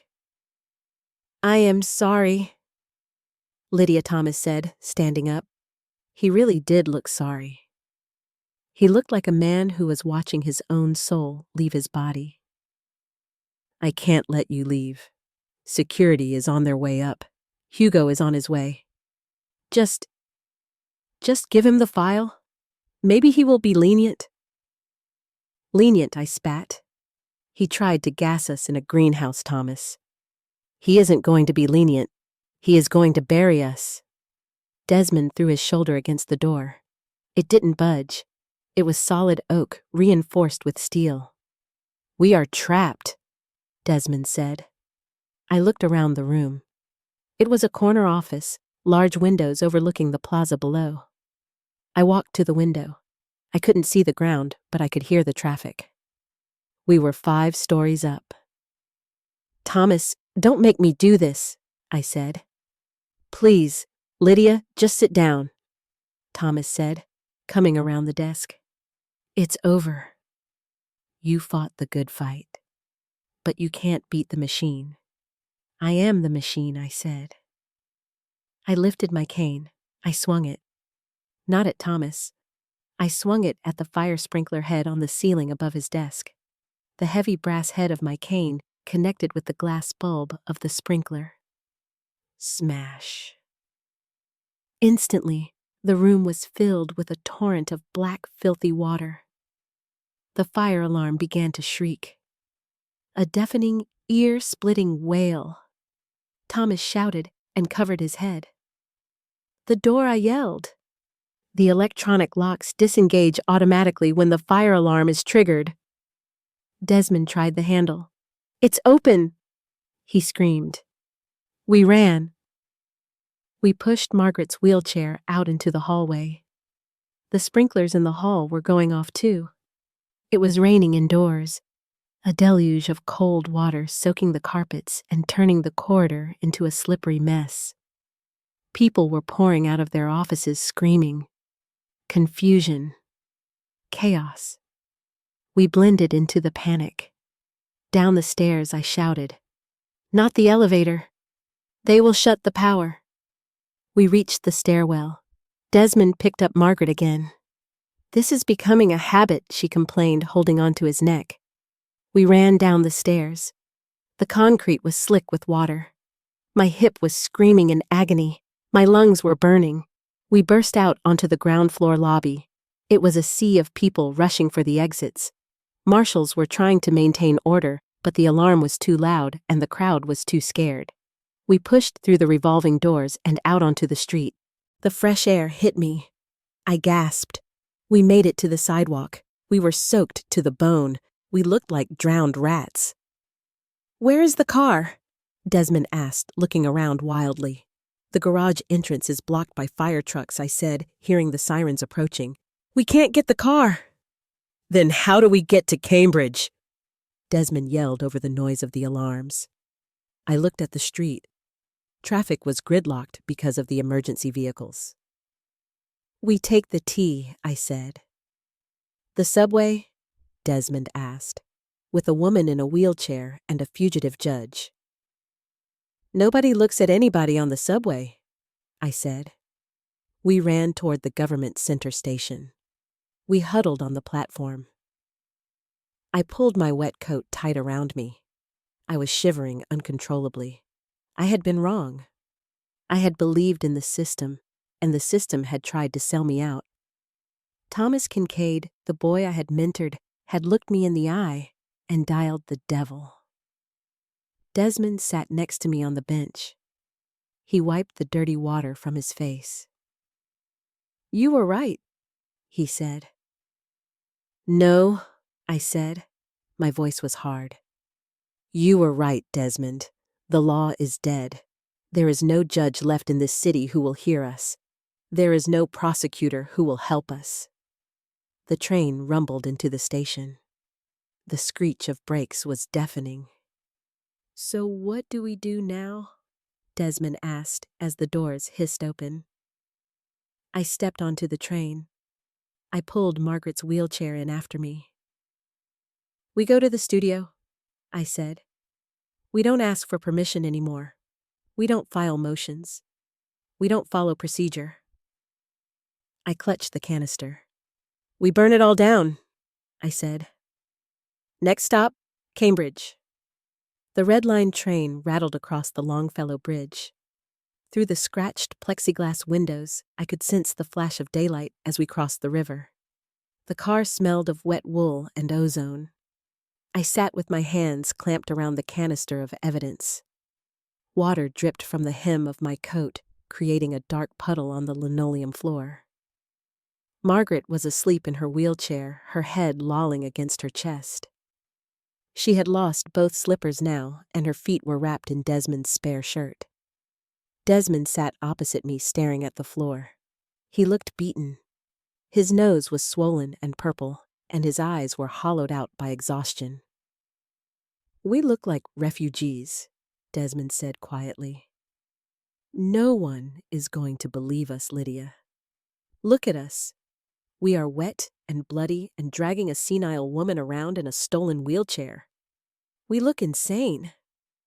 Sanity is a matter of perspective." "Desmond," I said. I sat up straighter. My back ached, but I ignored it. To the people in that train car, we looked like a tragedy. But to me, we looked like the only honest people left in Boston. The train screeched into the Harvard Square station. The doors hissed open. "Let's go," I said. We pushed the wheelchair up the ramp and out onto the brick sidewalks of Cambridge. The rain had stopped, leaving the air crisp and cold. It smelled of roasted coffee and old books. The studio for the Boston Truth was 3 blocks away. It was a storefront operation with a large glass window facing the street so passers-by could watch the host, Rex Rowland, scream into his microphone. We stood across the street. I could see the red "On Air" sign glowing in the window. "He is live," Desmond said. "I can see him. He is waving his arms." "Is the door locked?" I asked. Desmond squinted. "There is a keypad," he said, "and a security guard inside reading a magazine." "We don't have time for codes," I said. I looked at Margaret. She was awake now, blinking in the sunlight. "Margaret," I said, "do you want to be on the radio?" She smiled. A toothy, mischievous smile. "I used to sing on the radio," she said, "in 1952. I have a lovely contralto voice." "Good," I said. "We are going to give a performance." We crossed the street. We didn't sneak. We didn't hide. We walked right up to the glass door. Desmond started banging on the glass. Not a polite knock. He hammered on it with his fist. The guard looked up annoyed. He waved us away. Desmond pointed at Margaret. He pointed at me. He mouthed the words, "medical emergency." The guard hesitated. He saw an old woman in a wheelchair looking pale and 2 wet, desperate people. Human instinct kicked in. He buzzed the door open. As soon as the latch clicked, Desmond threw the door open. We burst into the small lobby. "Call 911, the guard shouted, standing up. "You can't come in here." Desmond didn't stop. He shoved the guard back into his chair. "Stay down," Desmond growled. I walked past them. My cane tapped loudly on the hardwood floor. I headed straight for the soundproof door of the recording booth. The host, Rex Rowland, looked up through the glass partition. He was a man with a face made for radio and a shock of white hair. His eyes went wide. I opened the heavy door. The vacuum seal hissed. The room smelled of stale coffee and nervous sweat. Rex Rowland pulled his headphones off. "What the hell is this?" he sputtered. "We are live. Get out." I didn't leave. I walked up to the desk. I reached out and grabbed the spare microphone, pulling it toward me. "Sit down, Desmond," I said. Desmond wheeled Margaret into the room and parked her next to me. He stood with his back to the door, blocking it. Rex Rowland looked at us. He looked at the blood on Desmond's face. He looked at the water dripping from my coat. "Who are you?" he asked. "My name is Lydia Mercer," I said into the microphone. My voice was steady. It was the voice I had used to sentence men to life in prison. And I am here to report a murder. Rex looked at the engineer in the control booth. The engineer was frantically gesturing to cut the feed. "Don't cut it," I warned. "If you cut the feed, I will walk out that door and give this story to the New York Times. And you will miss the biggest scoop in the history of this city." Rex hesitated. He was a shock jock. He lived for chaos. He looked at my face. He saw the fire in my eyes. He held up a hand to the engineer. "Keep rolling." He put his headphones back on. He leaned into his mic. "Ladies and gentlemen," Rex said, his voice dropping to a conspiratorial whisper, "it seems we have an uninvited guest. Judge Lydia Mercer. The Iron Gavel herself. Rumor has it you are a wanted woman, Judge." "I am wanted by the corrupt," I said. I adjusted the mic. "I am speaking to the citizens of Boston," I said. "I am speaking to everyone who is stuck in traffic or sitting at their desk or washing dishes. I want you to listen, because what I am about to tell you will change the way you see your city." I reached into my pocket and pulled out the canister. I unscrewed the lid. The sound was sharp in the quiet room. I pulled out the papers. They were damp at the edges, but legible. 20 years ago, Mayor Arthur Prescott died of a heart attack, I said. Or so we were told. But I am holding in my hand the original toxicology report from that night. It was signed by a private coroner paid for by the construction union. I started to read. Patient showed massive levels of digitalis in the bloodstream. Cause of death was cardiac arrest induced by chemical poisoning. I paused. The silence in the room was absolute. This report was buried. I continued. It was hidden inside the wall of my home. And for 20 years, I kept it safe, thinking I was protecting an innocent family. I turned to look at Margaret. "But I was wrong," I said. I moved the microphone toward Margaret. "Mrs. Prescott," I said gently, "tell them what you saw." Margaret blinked at the microphone. She looked at the red light. "Hello, Boston?" she chirped. Her voice was thin but clear. "Margaret, tell them about the coffee," I said. "Oh, yes," she said. "The coffee. Hugo made it. He put the white powder in the cup. He said it was sugar. But Arthur didn't take sugar. He hated sugar." Rex Rowland's jaw dropped. "And what happened after he drank it?" Mrs. Prescott Rex asked. "He fell down," Margaret said. She sounded sad, like a child recounting a broken toy. "He grabbed his chest and he fell down. And Hugo just watched him. He checked his watch, and then he called the ambulance, but he waited 20 minutes. I pulled the mic back to me. "You heard it," I said. "The man running for governor. The man who claims he wants to clean up this city. He is a patricide. He killed his own father to protect a bribery scheme that made him rich." I held up the ledger sheets. "I have the receipts here," I said. "I am reading them now.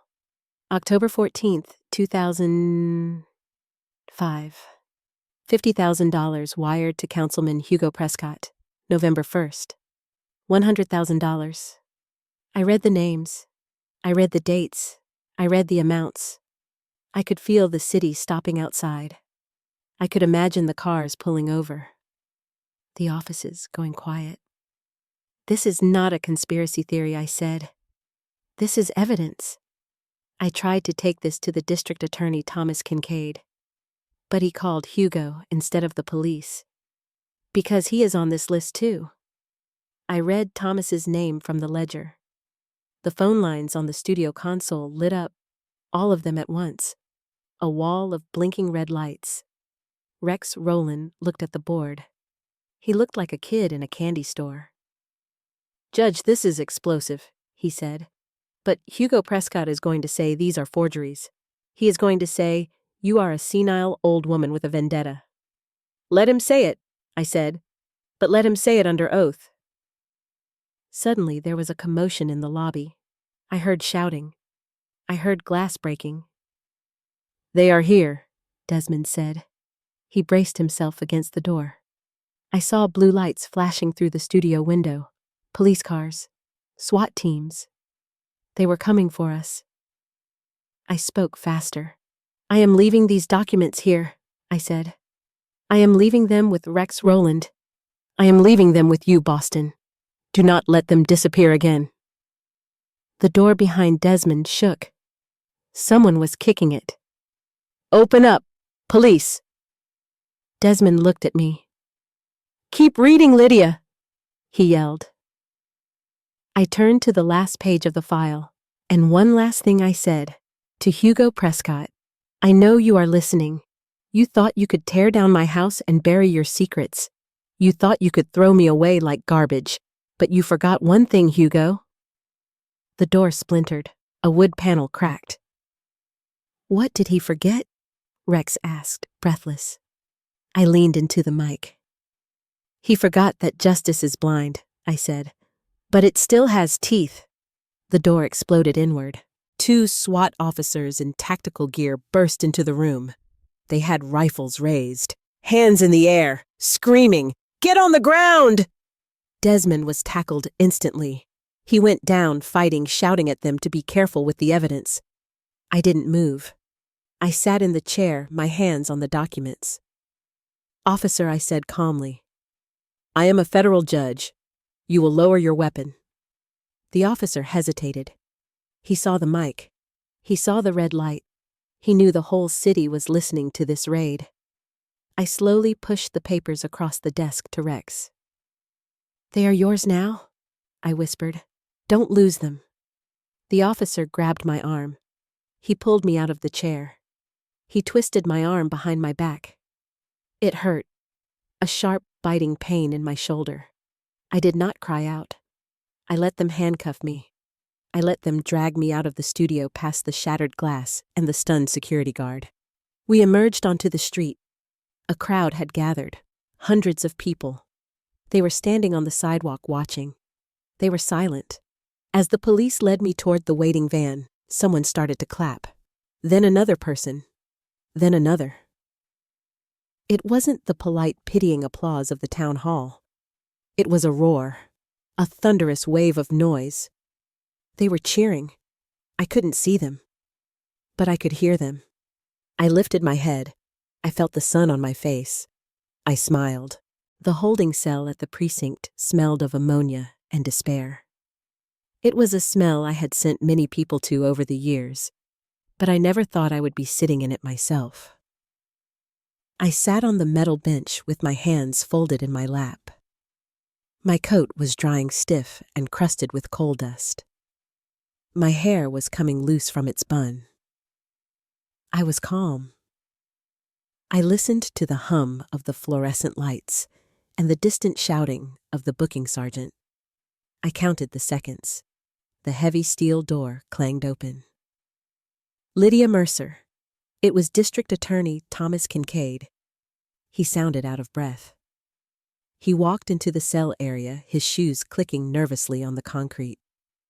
"You have made a mess, Lydia," he said. "Do you know what you have done? You have incited a riot. There are 5,000 people outside the station chanting your name."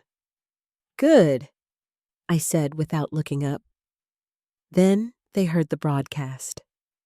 They heard a rant by a senile woman, Thomas snapped. "The papers are already drafted, Lydia.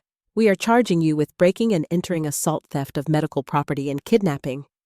You are going to die in prison." I stood up. My knees popped, but I kept my back straight. "I don't think so." "Thomas," I said. He laughed a dry, nervous sound. "Who is going to stop me? I am the DA." The door opened again.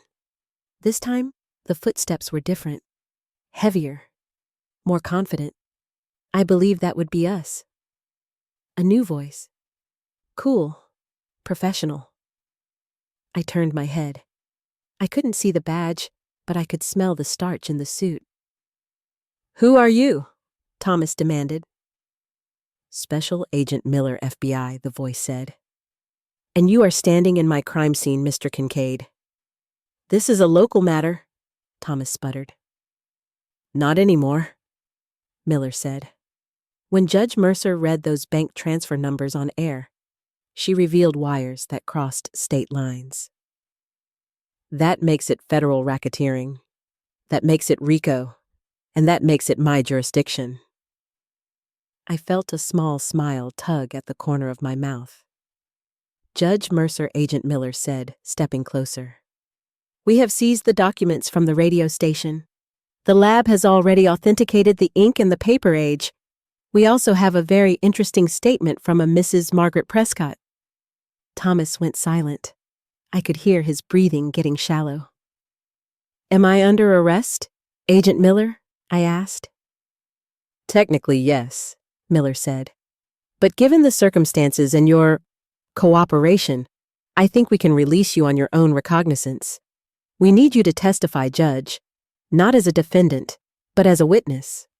I reached out and took my cane from the bench. "I would be delighted," I said. The fall of Hugo Prescott did not happen overnight.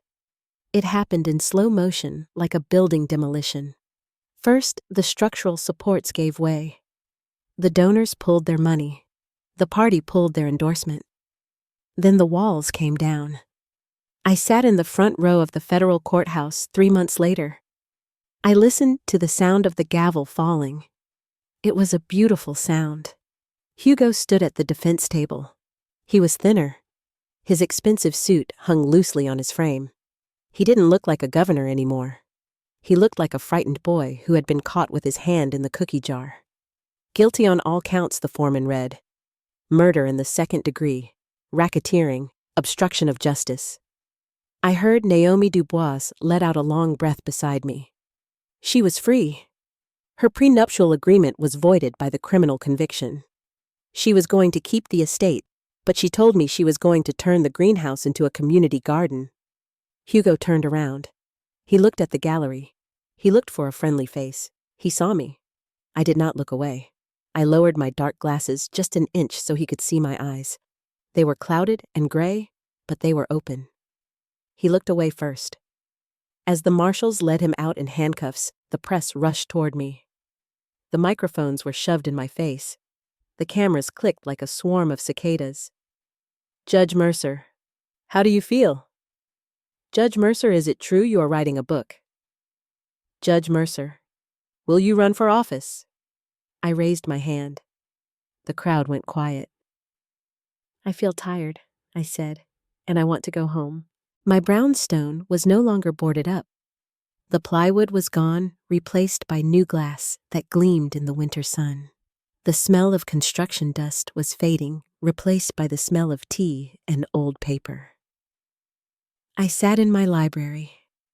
The fire was crackling in the hearth. The hole in the paneling had been repaired, but I left the scar in the wood. A reminder. Desmond sat across from me. I could hear the scratching of his pen on a notepad. "So that is the end?" he asked. "That is the end of the case," I said. "Hugo is in prison. Thomas Kincaid is disbarred and awaiting trial. Margaret is living in a suite at the Ritz-Carlton on the estate's dime eating room service and flirting with the bellboys." "And you?" Desmond asked. "What about Lydia Mercer?" I took a sip of my Earl Grey. It tasted better than it had in years. "I am exactly where I belong," I said. I am the lady in the window. The one people think is harmless. Desmond laughed. He closed his notebook. The book is going to be a bestseller, Lydia, he said. The Iron Gavel. The publisher is already talking about a movie deal. I waved my hand, dismissing the idea. Just make sure you spell my name right, I said. He stood up to leave. By the way, he said, pausing at the door. I saw the mail on the hall table. There is a letter from the mayor. The new mayor. Oh, I asked. He wants to know if you would be interested in chairing the new ethics committee, Desmond said. He says they need someone who can smell a rat in the dark. I smiled. I tapped my cane on the floor. A solid grounding sound. Tell him I will think about it, I said. Desmond left. I heard the front door close. I was alone. But I wasn't lonely. I stood up and walked to the window. I couldn't see the street clearly, just the blur of traffic and the gray sky. But I knew the city was out there. I knew it was messy and loud and corrupt and beautiful. And I knew that as long as I was breathing, I would be watching it. They tried to bury me. They tried to take my home. They tried to erase my history. But they forgot the most important rule of law. Evidence never dies. It just waits to be found. I touched the cold glass of the window. I am Lydia Mercer. I am 74 years old. I am blind, and I have never seen things more clearly. So that is my story. I would love to hear what you think. Do you believe that justice is worth risking everything for? Or are some secrets better left buried? Let me know in the comments below. And if you believe that the truth always comes out in the end, please subscribe to Silver Fox Legacy. Until next time.